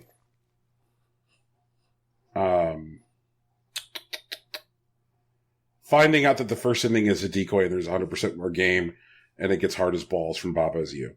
I mean, that was a really big deal, man. It was, but it's also a moment which is like relatively commonplace in puzzle games and in like it feel like, yes, they're all new puzzles, but like for somebody I guess as old as me, it kind of like activates that same part of my brain as like New Game Plus. It's like, oh, there's more game, there's more puzzles. And yes, the game does introduce like new concepts after that, like fungus and stuff. But being told that there's more game is a relatively common trope in video games. I mean, sure, but I feel like this is executed probably with the efficacy of maybe even Symphony of the Night, where it's just like, you finish the game, this is the end, I guess. And then like, what do you mean you guess? Like, there's no way this is satisfying. It encouraged you to start asking questions again, as opposed to just being like, oh, that's the end of the game, cool, I'm done. And then like, you leave Baba Is You. They like kind of flopped it on purpose that you keep looking at it.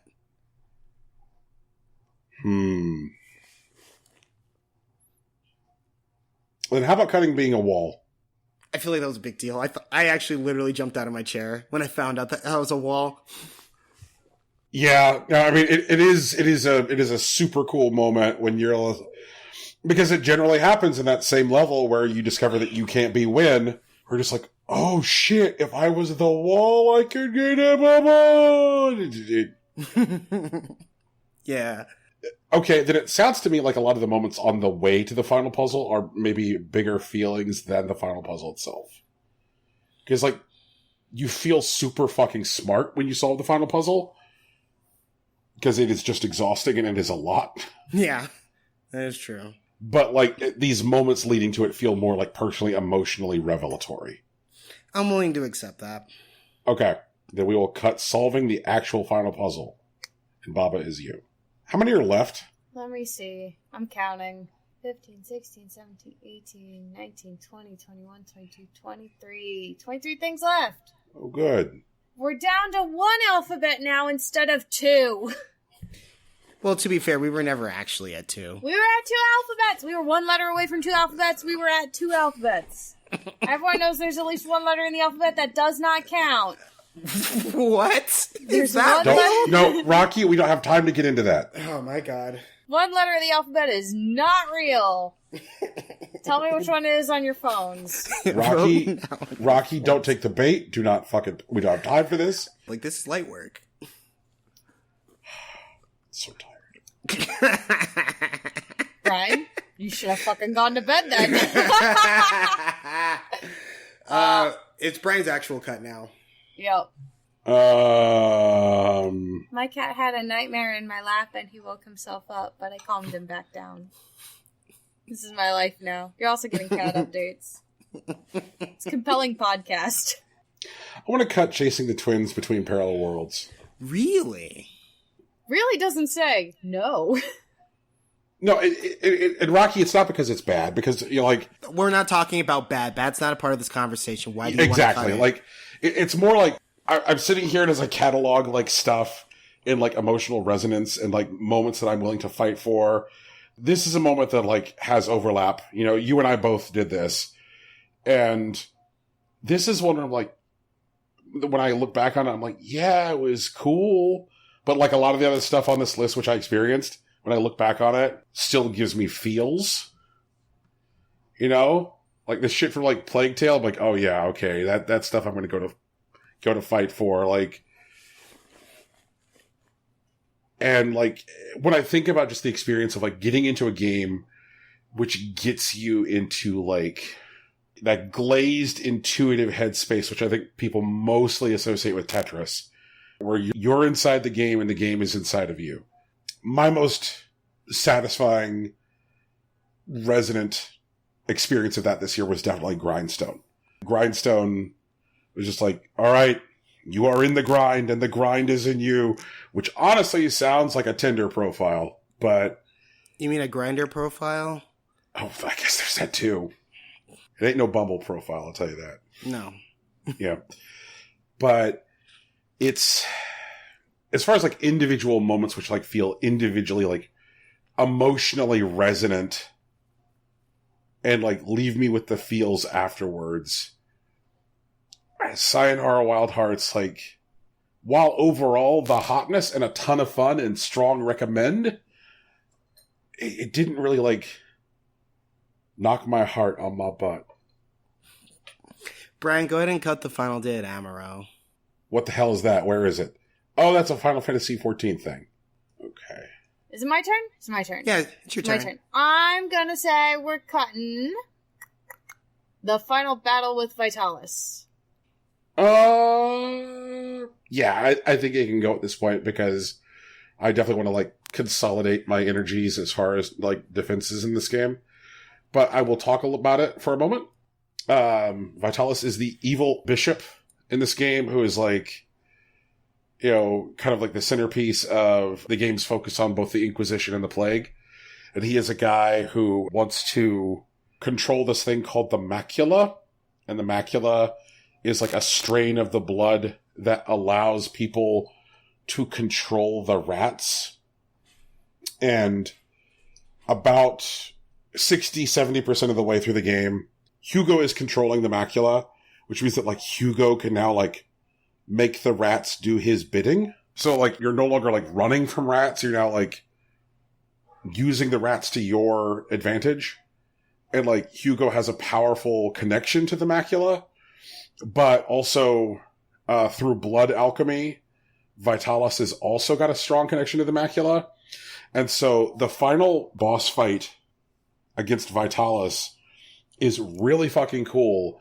These, like, giant exploding, like, towers of rats just, like, coming up from the earth. You know, like, 20, 30 tall foot spires of rats attacking each other, controlled by Hugo and Vitalis, while you are using, like, a slingshot to, like, attack this old man from far away. So, like, giant, cool, like, Final Fantasy scale-ass assaults of, like, rats formed into, like, giant, like, shapes against each other, while you are attacking Vitalis. So it's kind of like a summoning conjuration battle, because like Hugo and Vitalis are both controlling giant hordes of rats, and then you are just like, you know, terrified out of your mind with a slingshot.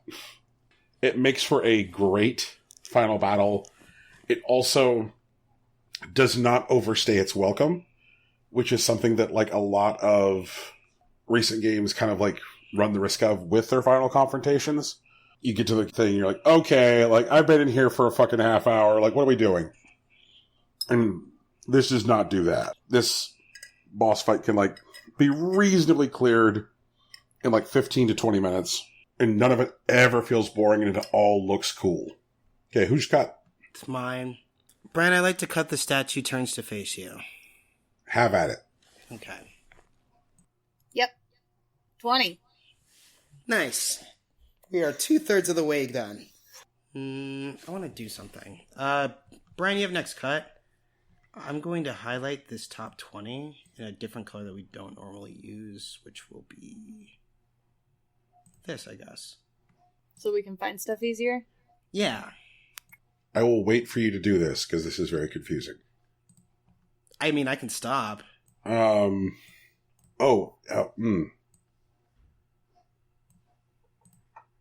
I must be old. This is hard to read.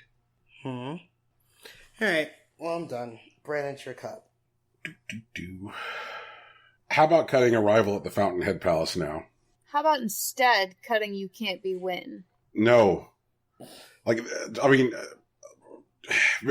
As I said before, I don't really have the fortitude for this anymore, but what I'll say is that, there's very few things here that my withered, dying body will bother to defend until the last rounds of this. That's one of them. Okay. Yep. Fine. Go ahead, cut it. Since it's the 4th time you've gone for it. Also, it's because I didn't play Deltarune, so I don't know anything about it. Arrival at the Fountainhead Palace is not Deltarune, dude. No, Tegan, can I finish a goddamn sentence? Yeah.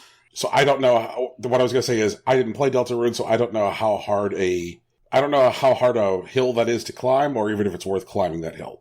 So, I mean, if the Fountainhead Palace is great, then maybe we cut. It's fine. It's already gone. Tegan, it's your cut. Yep. I'm gonna cut Becoming a God. I feel like there's 2 of those. In Baba Is You. Yeah, the Baba Is You one. You're right, there are 2 of them. There's also one in the Outer Wilds, sort of. Wait. Okay. Wait, could you refer me to a line? I'm just... RR. Yeah, RR. Solving the actual final puzzle and being a god. I'm sorry, I'm having a really hard time with this highlighting. I thought we'd already cut this. No, we have not. Cut it. I'm unhighlighting them as we're cutting. To make it easier, Brian. Here, I can actually... Just give me a second. I got it. I don't necessarily think that highlighting was a bad idea. It's just, it's a dark enough color that I was having difficulty reading them. I get it. Yeah. Maybe a nice bright fuck off yellow or something. There we go. How about a bright fuck off blue? There we go. Brian, you tell me about the snowy field? It's a good example of execution of what feels like very traditional literary symbolism in a video game. And that seems to be more effectively accomplished generally in games which are not developed in the US and Europe. Generally, it's Japanese developers which seem to be more comfortable reaching for traditional literary symbolism in game imagery. But at the end of A Plague Tale, after the defeat of Vitalis, you're wandering through a town. Hugo and Amicia have been reunited with their mother Beatrice, who for a significant portion of the game, they both thought was dead. And then Hugo found out before Amicia did that their mother Beatrice was alive. So he then thought Amicia was lying to him when Amicia told him our mother is dead. And at the end of the game, you're reunited. But Beatrice is obviously not well and is obviously dying. And so there's this scene where your party is in a wagon and you're going to go to the harbor to get a boat to sail to a new home and work on finding something to make Beatrice better. We'll find a cure for Beatrice. And, you, the player, understand that that's all out of reach and that, that these guys are probably very likely at the end of their rope and have kind of, used all their resources. And so the moment where they're, riding in the wagon, the camera just kind of, pulls back and shows them riding into... Apparently the path to the harbor passes through, this desolate, snowy field. It has very much, the same kind of feeling as Frodo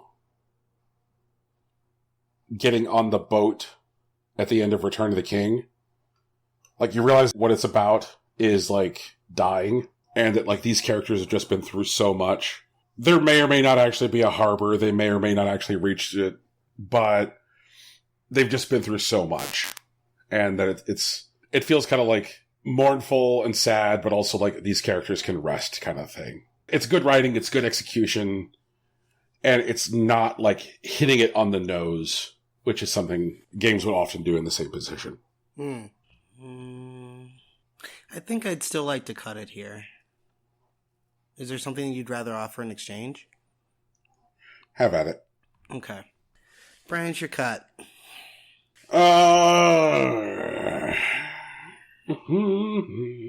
Can we cut chasing the twins between parallel worlds now? Sure. Okay. Tegan, it's your cut. Alright, I'm gonna cut,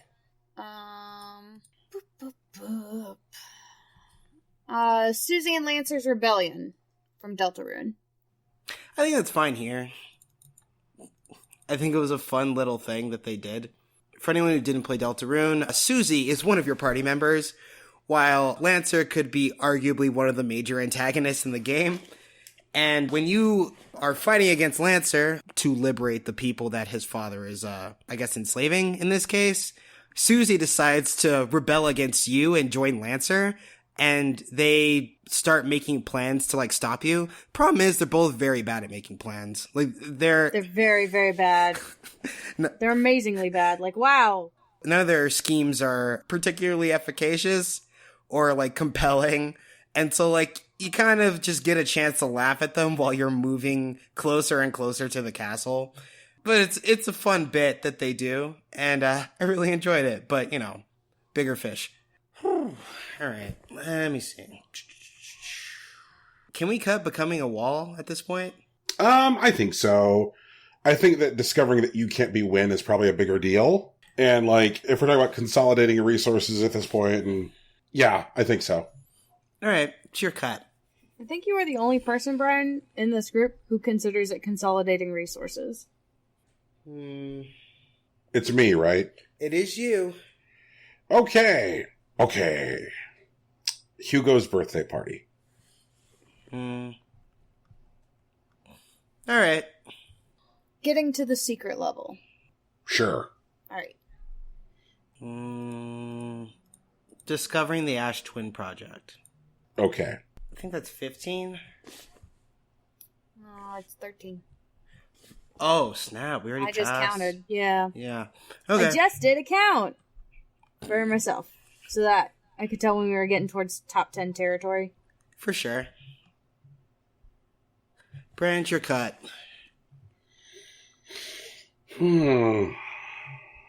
Resurrection of the Gorilla.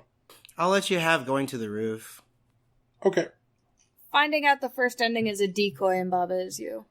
I'm with it. Alright. 1, 2, 3, 4, 5, 6, 7, 8, 9. We only got 9 left. What? Yeah, we only got 9 left. We were just at 13. No, we weren't. Oh my God. I lied! God fucking damn it. Whatever. Tegan, can you do I'm our top tricky 9? like that. That's the game I'm playing. Oh, God. Let's see. So top 9 are... I'm loving it. Yeah. Realizing you're the villain in Hop's story. When your party splits actions because of your strategy. Resurrection of the Gorilla. The raid on Amicia's family estate. Traveling through the battlefield and coming to the windmill. Hugo, estranged from his sister, rescues his mother only for them to both be recaptured. Working with the other versions of yourself to activate the Nome technology to cause a big bang. Discovering you can't be Win. And clearing the board in a single grind for the first time. I'm still kind of mad that we missed top 10. I'm not. I know. Okay. Whose turn is it? I do not know. I believe it is yours because I just went. Oh, true. For sure. Oh, right. No, it totally is my turn because I wanted to ask Brian about the rescue of Hugo and Alicia's mother. Okay, so Hugo and Amicia part ways Because, like, little Hugo is, like, really mad at his sister and thinks Amicia lied to him and that she knew that their mother was alive. Just thinks his sister is, like, a coward and selfish and said these things because she doesn't love him, which is, interesting storytelling because it's not that she doesn't love her brother, but she's been struggling, her life with, like, feelings of, like, jealousy and resentment toward her brother. But it's never been a question in her head as to whether or not she loves him. And she sincerely didn't know that their mother was alive. So Hugo leaves and manages to find his way to the keep where Beatrice is being held and doesn't realize that he is walking into a trap. At this point, he's, like, partially awakened to the powers of the macula, but the dude who, like, I'll call, like the underboss to Vitalis has, like, moved Beatrice to this keep on Vitalis's orders to try and lure Hugo into attempting to rescue her in order to fully awaken him to his powers. So it's a big emotional story beat because it's breaking up the party, and it means it's one of the first times in the game where you have exclusively direct control over Hugo, and Amicia is not even around. So it's like, okay, learning how to control Hugo. And also, holy shit, like, as the mission unfolds, learning how to use controlling rat powers, which is, like, kind of a big deal. So it's, like, new mechanics and major story beat, which is, like, something that this game is very, very good at. As I mentioned earlier when we were discussing, like, the raid on Hugo and Amicia's home, that this game never shies away from doing story beats at the same time that it's, like, delivering new gameplay mechanics. Here it's like, play new character, learn new mechanics, and get delivered major story beats, including, like, the separation of the party and the revelation that Mother is alive. Does Mother stay alive? Yeah, till the end of the game. Yeah. Okay. But, like, it's implied that she will not, like, survive after the events of the game. Yeah. How soon into going into this moment do you realize it's a trap? As the player. Right. I think that can come pretty early on. Like, I definitely had the it's a trap dread going on through, like, at least half of it. You're like, this is too easy. No, it wasn't that, because it was still plenty challenging. But it just like, Vitalis is, like, a really good villain. He is a nasty, nasty fuck. And nothing ever works out for Amicia and Hugo. And so you just reach this sinking moment where you're like, oh, this just can't go well. This won't go well. What was that moment? There's a moment where you're standing at, like, the far end of a hallway, and you see, like, a guy in armor speaking menacingly into a cell, addressing somebody who the player can't see at that time, who, based on what he's saying into the cell, we can assume is Hugo's mother. We can assume it's Beatrice. But it occurred to me, and this was the moment I was like, this might be a trap. I was like, that cell could be empty. Like, this could be a decoy to lure me down that choke point. And, when I made my way down the hallway and Beatrice was still in this, like, she's actually legitimately in the cell. I'm like, oh, this could still be an effort to lure me down this choke point, down this hallway. Whether or not she's in the cell doesn't change whether or not it could still be an effort to, like, choke me into a place with, like, minimal places to escape. And sure enough, that's exactly what it was. But, like, what made me think about it was the idea that it might not be her in the cell. There's, like, nice rising and falling action there, because you can suspect it and go, like, oh, maybe it's not a trap. Oh, it's still a trap. I think a better cut at this point would probably be traveling through the battlefield and coming to the windmill. Really? Yep. Okay. It's like a very, very visually cool moment, and it's like a very desperate moment, and it's a really good puzzle. But I think that some of the stuff which is still here from Plague Tale is more emotionally resonant. And please see earlier statement about consolidating resources. Again, you are the only person who calls them resources. Also has enough to consider it consolidation. But it's your cut, Brian. When your party splits actions because of your strategy. So what happens in that moment is you make a choice on how you want to continue the game, and the other players, the NPCs in your party say no, and they do something else because fuck you. We're playing this game too, apparently. And you're like, what? That's not how this works, though. You're gonna fuck up my run. And they're like, fuck you. And they do what they want. You have like a 3-person party in Deltarune. It looks like a standard like RPG, where you have 3 characters, but it just turns out that in battle, albeit in other places as well, you're not in control of all 3 characters. You control your named character, the one that you literally named, but the other 2, Rousey and Susie, do what they want. For example, if you, let's say, come across a frog, right? And the frog is just sitting there, but it happens to be in your way.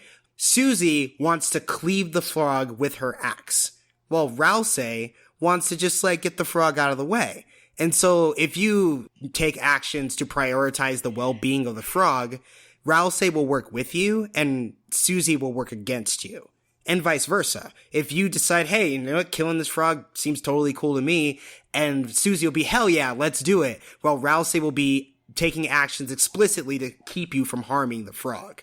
And the entire game goes that way. It's an interesting reimagining of like the RPG system. And it's kind of weird because like outside of like Persona 3, which I think may be the closest we've ever had with a system that works this way, in that your party members don't actually listen to you, but these specifically act against you based on their own internal logic.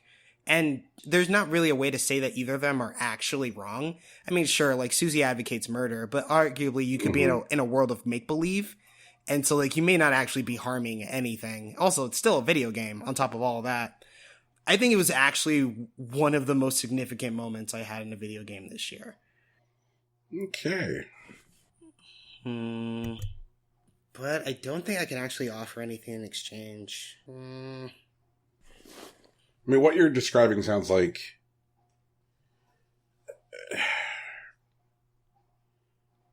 It sounds like Toby Fox swinging for the fences again, and basically, yeah, and a really interesting subversion of like the essential way that RPGs work.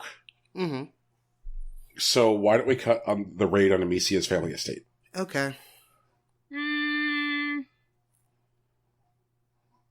I don't know if that's worse than the Hugo segment. You really sold me on the raid on Amicia's family. You know what? I think given my druthers between the two, maybe holding on to the raid and cutting the failed rescue of the mother is better, because I think the wow part about the raid is because since it's at the front end of the game, you know when you put in a video game and you think you're going to play a B game and you discover, no, this is not a B game, this is an A+ game? Yeah, exactly. It's that moment, and it's right at the front, where you're like, wait a minute, this is the fucking tutorial? Are you sure? Because I am gonna fucking die. Right. And discovering that a game like is going to far exceed your expectations is like is a good time. A joyful moment. Yeah. So how many do we have left? 7, I think. Yep, 7 left. Who's cut? Tegan's. There's a lot of stuff here. That's good. I mean, everything in here is good. We have said this before. Everything in here is good. I think I'm gonna cut the resurrection of the gorilla. I feel like that is the last easy cut. At this point, I feel like it's the last feasible cut I can make without royally ticking someone off. And considering I'm the person who added it to this list, I think I'm still safe to say when it's time to go. I'm not gonna fight you on it. It made it top 10. But... let me see. I want to cut clearing the board in a single grind for the first time. Okay. Okay. So now we have our top 5. Top 5. So the top 5 impossible coin moments of 2019 currently are realizing that you're the villain in Hop's story in Pokemon Sword and Shield, when your party splits actions because of your strategy in Deltarune, the raid on Amicia's family estate in A Plague Tale Innocence, working with other versions of yourself to activate the Nomai technology to cause a big bang from the Outer Wilds, and discovering you can't be Win from Baba Is You. Okay. It's your turn. It's gonna be a tough one. I feel like this realizing you're the villain in Hop's story thing has kind of gone like enshrined and protected from the start of these proceedings. Okay. So at the very least, I'd like to hear about it. Sure. Actually, this might be a good spot to start from. Brian, you played Pokemon Let's Go Pikachu, or was it Eevee? I can't remember. Pikachu. Okay. And if I remember correctly, Tegan, you can correct me if I'm wrong. Let's Go Pikachu and Eevee is a re-skinning of like the original Red Blue story, right? It totally is. Yep. With Pokemon Go catching mechanics instead of wild battles. So the only battling you have is against other trainers. Okay. So, Brian, in the story of Pokemon Red and Blue, which is the first Pokemon series, there are some things that were basically left untouched in like the Pokemon legacy. One is that you, the player, are playing as a character who wants to be the Pokemon champion and is otherwise an unassuming stand-up person. They help people when they are in need. They fight for what is good and what is right. And they truly care about Pokemon. Your rival, initially, Blue, later Gary, because of the anime. And asshole, or dickhead, or buttface, or whatever the fuck you want to name him. Right. So named because of their treatment to you as the player, or to Red, being their rival, and to inspire you to engage with this rivalry. You wanted to beat them at Pokemon because they're such a jerk to you all the time. And while, like, Blue ultimately actually ends up having a pretty sympathetic story, being the grandson of the local Pokemon professor, the premier winner of all the gym challenges, and you just trailing behind them, and actually becoming the champion for about half an hour until you show up. And proceed to wreck shit, because he can suck it. He is a dick through the whole time. He's such a dick. He's such an asshole the whole time. And he's an asshole from the start, where he picks, well, like in Pikachu Eevee, it's a little different, but in the traditional Red-Blue game, your rival picks the Pokemon that you're weak against, exploiting their knowledge of Pokemon weaknesses and strengths before you even have a chance to engage with it. And even if, are an experienced player, there's nothing you can do about that. That kind of tradition actually extends for most of Pokemon's history. Like the 2 decades and a half since it's been, only recently subverted in Sun and Moon, where your rival deliberately picks the Pokemon that is weak against yours, because in this case, I guess they're somehow less knowledgeable than you are. And now Hop, who also picks the Pokemon that is weak against yours, because they didn't expect you, the player, the character, to care so much about Pokemon weaknesses. And throughout Sword and Shield, Hop is still doing the standard rival things. They get to gyms before you do. They complete the challenge just as you get there. But in these cases, instead of taunting you at every turn, they are genuinely encouraging. They want you to succeed, and they don't believe that your success will somehow overshadow their success. When you get actually to the final Pokemon challenge, where you have to fight in a tournament round against the gym leaders using their best teams, and later the champion Leon, who is actually Hop's older brother, who Hop, all he really wants in this world is to be acknowledged by his brother and seen like as a Pokemon trainer in his own right, is unable to do so because you beat him and you take that opportunity from him to go take on the champion. And it's kind of a shame because like Hop is a genuinely nice kid. He's not a jerk like the series has taught us rivals are. He's actually, hopeful and supportive and wants you to succeed. But your job is to kick his shit in because that's how the story goes. Yeah, and he thinks that by battling you, he's pushing both of you to be better. Not just him. Like, he's also pushing you to be better because he's the champion's younger brother. So, of course, he's gonna end up facing him. But he wants you to be a strong rival for him. And he'll, come up and heal your Pokemon for you. And he'll help, trash talk the, Team Yell and shit. Which is all in good fun. He's a good dude. He's actually a really good dude. In that moment, which, there are a couple of places where this moment can particularly be. Because it's a genre savvy, player moment. So you could realize this as early as Hop picking the Pokemon that is, weak against your Pokemon. Especially since, like, in older versions of the game, even if the trainer picks, like, a type disadvantage or a type advantage, they can't use it in the first fight because usually you don't have a move that is of your associated type. So it's just, like, a brawl. But in this case, like, you can openly exploit that. And you could realize it then, or you can realize that, you know, halfway through the game when Hop is bending over backwards to help you be better, and you thank him by kicking his team shit in and moving on to the next gym. Or, you know, even at the final moment in the big tournament where everyone's in their uniforms and you meet each other at the penultimate battle before you fight Leon. Well, I guess before you fight Dynamax Eternatus and then later Leon. But even then, like, Hop is still, like, your genuine friend, which is a thing that rivals haven't been in this series in basically its history. Even, like, How, which is from Sun and Moon, who was genuinely friendly to and your rival, he wasn't competent. So this is like one of the first competent, compelling trainers that is your rival, but is still designed to lose to you. And it's handled incredibly well in this game. And he comments on, like, your battle strategy and stuff the entire game to let you know that, like, he knows you're kicking his shit in and he's getting it. So he'll be like, the first time you land a critical hit on him with a type advantage Pokemon, he'll go, I should have known you'd figure out type advantages. Or, like, if he sends out a Pokemon that has an advantage over yours, he'll be like, ha ha, now it's my turn to have the type advantage. And then you can immediately just fuck his shit up.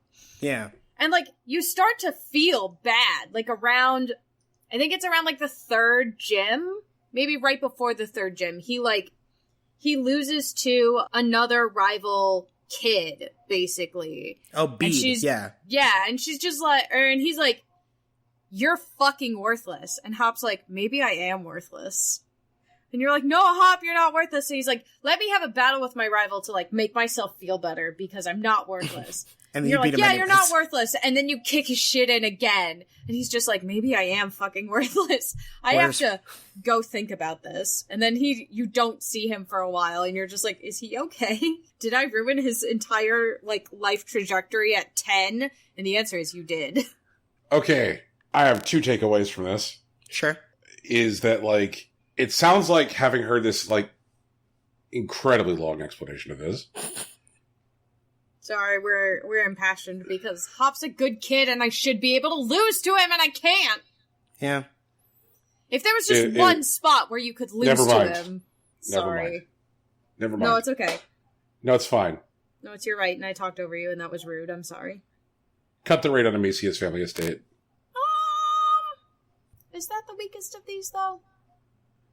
Well, it sounds to me like, you know, now knowing the story of these 5 things, that the Deltarune thing and the Pokemon thing are essentially here for the same reason, which is a subversion of player expectations based on decades of experience. Mm-hmm. And they just kind of, like, throw your shit into flux. But it sounds to me like when it happens in Deltarune that it's a more succinct moment. There's this thing about this frog, and it's like, okay, you know, one of the 2 party members wants to kill the frog, one of the 2 party members is open to protecting the frog. Like, it sounds like what can be described as a more singular moment. And in the explanation I was just provided about what happens on a Pokemon Sword and Shield, it didn't boil down to a single moment. You guys described, like, a history of the series, the themes of the series, an ongoing relationship with the character. It was not like you come to a frog, one of them wants to kill it, one of them wants to protect it. Like, what was described was not a singular moment. It was like 10 fucking minutes about the history of this video game series. But I also realize that it's something that you guys are deeply passionate about. I'm not going to fight that fight. It sounds to me like Deltarune has a legitimate space on the list. So instead, I'm just going to say, cut the family estate raid. So, that's my logic. I know when there's fights I can't win. Okay. The family estate raid's still fucking cool, though. Sure is. I don't think anything has actually sold me on a video game faster than you being like, so you think it's the tutorial, and then everyone's being fucking murdered around you, and you might die. And I'm like, oh, that sounds like fun. A Plague Tale Innocence is a fantastic video game. I cannot speak highly enough of it. I mean, that is why it won Best Story last week. Expect it to place high next week, or there will be fucking blood. Well, there aren't that many games next week, so I think we're good. So I think there's one thing left to cut. I think there are 2 things left to cut. No, there's one. One, yeah, you're right. Was it my turn? Oh, fuck. Mm-hmm. Oh, well, shit. I guess I'm cutting working with the other versions of yourself from Outer Wilds. Did I read that right, Brian? Sure. Or is discovering you can't be win more important, Brian? Well, I mean, Christ. You just made a whole argument for me on why I can't cut Deltarune or Sword or Shield, so... No, the argument for not cutting Sword and Shield isn't that it's good, it's that I know that I can't win the argument.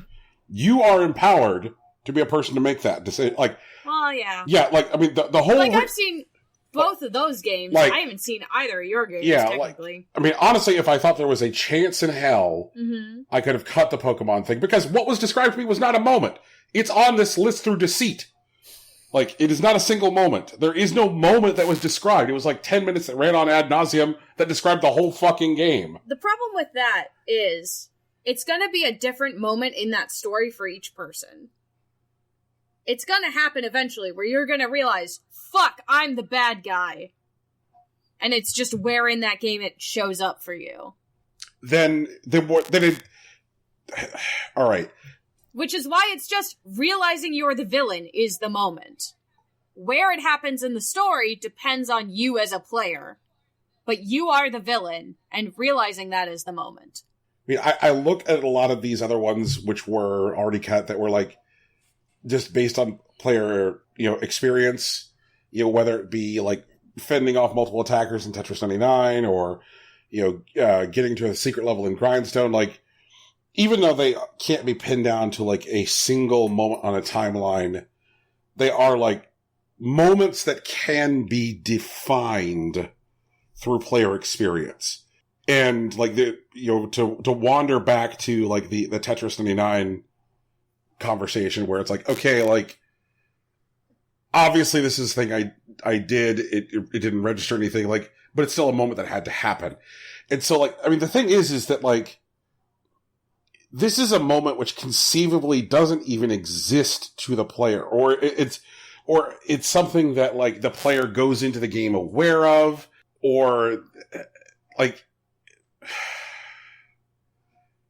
I don't know. Like I said, like I'm super not sold on it. I don't think it belongs in the top 3, but I also don't think that I have a prayer in hell of winning that argument. I mean, I would like to see it not win. I feel like it has been barreling toward winning since we started this conversation. No, I don't think it's gonna win. You look at these 4 things. I don't know. If it comes down to picking between working with other versions of yourself to activate the Know My technology and cause a Big Bang, or discovering you can't be win, then I guess I would rather see working with other versions of yourself to activate Know My technology to cause a Big Bang go, because there's not enough room in the boat. What if instead, and we've done this before. Nope, I won't hear it. Okay. I won't hear it. Like, if we're going to make a bad decision, I want us to own the bad decision. But I'm with it. What, Rocky, why is that funny? Because you're not fucking with it, bro. You're not going to convince me. Like, holy shit. What do you mean you're not going to convince me? You're not going to convince me that you're with it. Like, you're openly calling it a bad decision. What? Okay, if we're going to make this decision, I'm with it. How about that? I mean, there's a distinction without a difference. It's fine. I'm going to let it be funny. Like, whatever. It's Tegan's cut. It's fucking hilarious. I'm a comedy genius. Buy my gospel album. Oh my god. As Tegan realized that getting that first cut is now some monkey's paw shit. No, I don't give a shit. We cut all my stuff in, like, the first 20. I don't care. Nothing on here is, like, any one thing that I super loved. Like, this does not matter to me, ultimately. I'm looking back at the winners for our last couple weeks to see how the distribution is. Because I want to see what we have considered important as a show. And I think, honestly, based on that, we do have to cut being the villain in Hop's story. Just like he doesn't get to the championship, he doesn't get to the championship here either. Rip the kid. Rip the kid. Oh, man. All right. Would you guys go, damn it, Brian, shut up? You know what? Never mind. Never mind. No, where was that thought going? I want to know. Okay. I know that historically, over the past 2 years, and even this year, there have been times where one of us might throttle back battling for something in a particular category because we're like, you know what? This thing I love is going to get its due in some other category down the road. You know, like, I didn't even bring up The Outer Wilds, I think, in Best Music, because I knew that there were other places where I would talk a lot about The Outer Wilds. You know, like, it's kind of like a conserve your energy, pick your battles kind of thinking. And I guess I just wanted to surface the idea that it's conceivable that if Rocky put realizing that you're the villain in Hop's story in Best Moment, that this was the place where he was staking and placing all of his Pokemon Sword and Shield energy. And so the reason that we might not see it as heavily or as highly represented as we could in other previous weeks is because this was where Rocky was putting most of his energy in this game. It is conceivable. Okay. And so that, like, using the results of previous weeks to determine what should be cut here is not in the spirit of the way we have managed any category in the past. Are you sure? Because I do. Like, we don't unless you've been doing that shit on the down low and not saying it. I absolutely have been. Are you kidding? I don't play nearly as many games as you guys do. But, like, what is the best story doesn't govern what is the best music, and what is the biggest surprise doesn't govern what is the best new character. Like, you know, it's not Jenga. Like, each one of these categories should stand on their own. And so, like, I guess I'm trying to have my cake and eat it too, which is that I sincerely believe that, you know, just based on what I had described to me, that realizing you're the villain in the Hop story isn't a top 3 contender. But I also don't want it cut for the wrong reason. Well, it was already which cut, is where we get to. So now you don't have to worry about it. It's already cut, man. Hop did win Best Boy. He did win Best Boy. We did acknowledge that he was the best boy. So, Well, then- like, it's not like he's missing out. Well, then fuck me and feed me beans. I mean, I've been trying to fucking feed you beans, but you don't want to eat them! You don't want to open your mouth! Yum, yum, yum beans. What's your favorite moment, Brian? We do have 3 moments left, which is Um, party splitting actions, working with other versions of yourself to activate the Know My technology to cause a new Big Bang from The Outer Wilds, and discovering you can't be Win in Baba Is You. My vote is for working with other versions of yourself to activate the Know My technology to cause a new Big Bang. I'm shocked. I'm shocked and astounded. Literally, I'm really. I can't. Are you fucking kidding me? Oh, man. What? I really liked that video game. I believe you on that one, Brian. Okay. I'll go for it. I'll put my vote in there. Our best moment is working with other versions of yourself to activate Know My technology to cause a new Big Bang from The Outer Wilds. Runners up are discovering you can't be Win in Baba Is You, and your party splitting actions because of your strategy in Deltarune. These are impossible coins. Best moments of 2019. No, we do not accept criticism. Tegan, we absolutely accept criticism. I accept no criticism. These are the best moments of 2019. All the rest of them can eat beans. But obviously better beans than the ones that weren't nominated on this list. Oh, absolutely. Yeah, they get the quality, like, good, homegrown, canned by your grandmother, cooked in a casserole full of love beans. Everybody else gets shitty baked beans out of a bad tin. Oh, no. I'm really hoping that I have the ability to grow beans in the new Animal Crossing, because... No, fruit trees only. But maybe hyper-realistic fucking scorpions that'll hunt you down in the middle of the night, Brian. Legit fucking terrifying. sting you. Have we confirmed fruit trees only? There are always, there's only fruit trees. There's only fruit trees. No, I mean, have we confirmed the limitation to fruit trees only? I mean, because there seems to be like a whole bunch of shit in play with this new game. I mean, Christ, if we were to like base our assumptions about the new Animal Crossing game based on like what's previously existed, then we would have no crafting, but this Animal Crossing game has fucking crafting in it. Well, I will tell you that there is a big surprise that's going to be revealed in the Kokoro magazine on February 25th. February 15th. So literally the day after Valentine's Day, Nintendo's giving me a treat. Hopefully that treat is beans. I hope it's beans. I hope it's delicious beans. No, I hope it's that there's going to be a fully fucking textured scorpion that I can run screaming from at 2 a.m. I fucking hate those things. Did you see the beetle? We're so fucking deprived of content that we're getting excited about water rings in the fucking rain river and goddamn hyper-realistic beetles. I mean, the Beatles are kind of wild. The beetles are fucking nuts. Golden stag for life. Oh my god. So you imagine? everyone,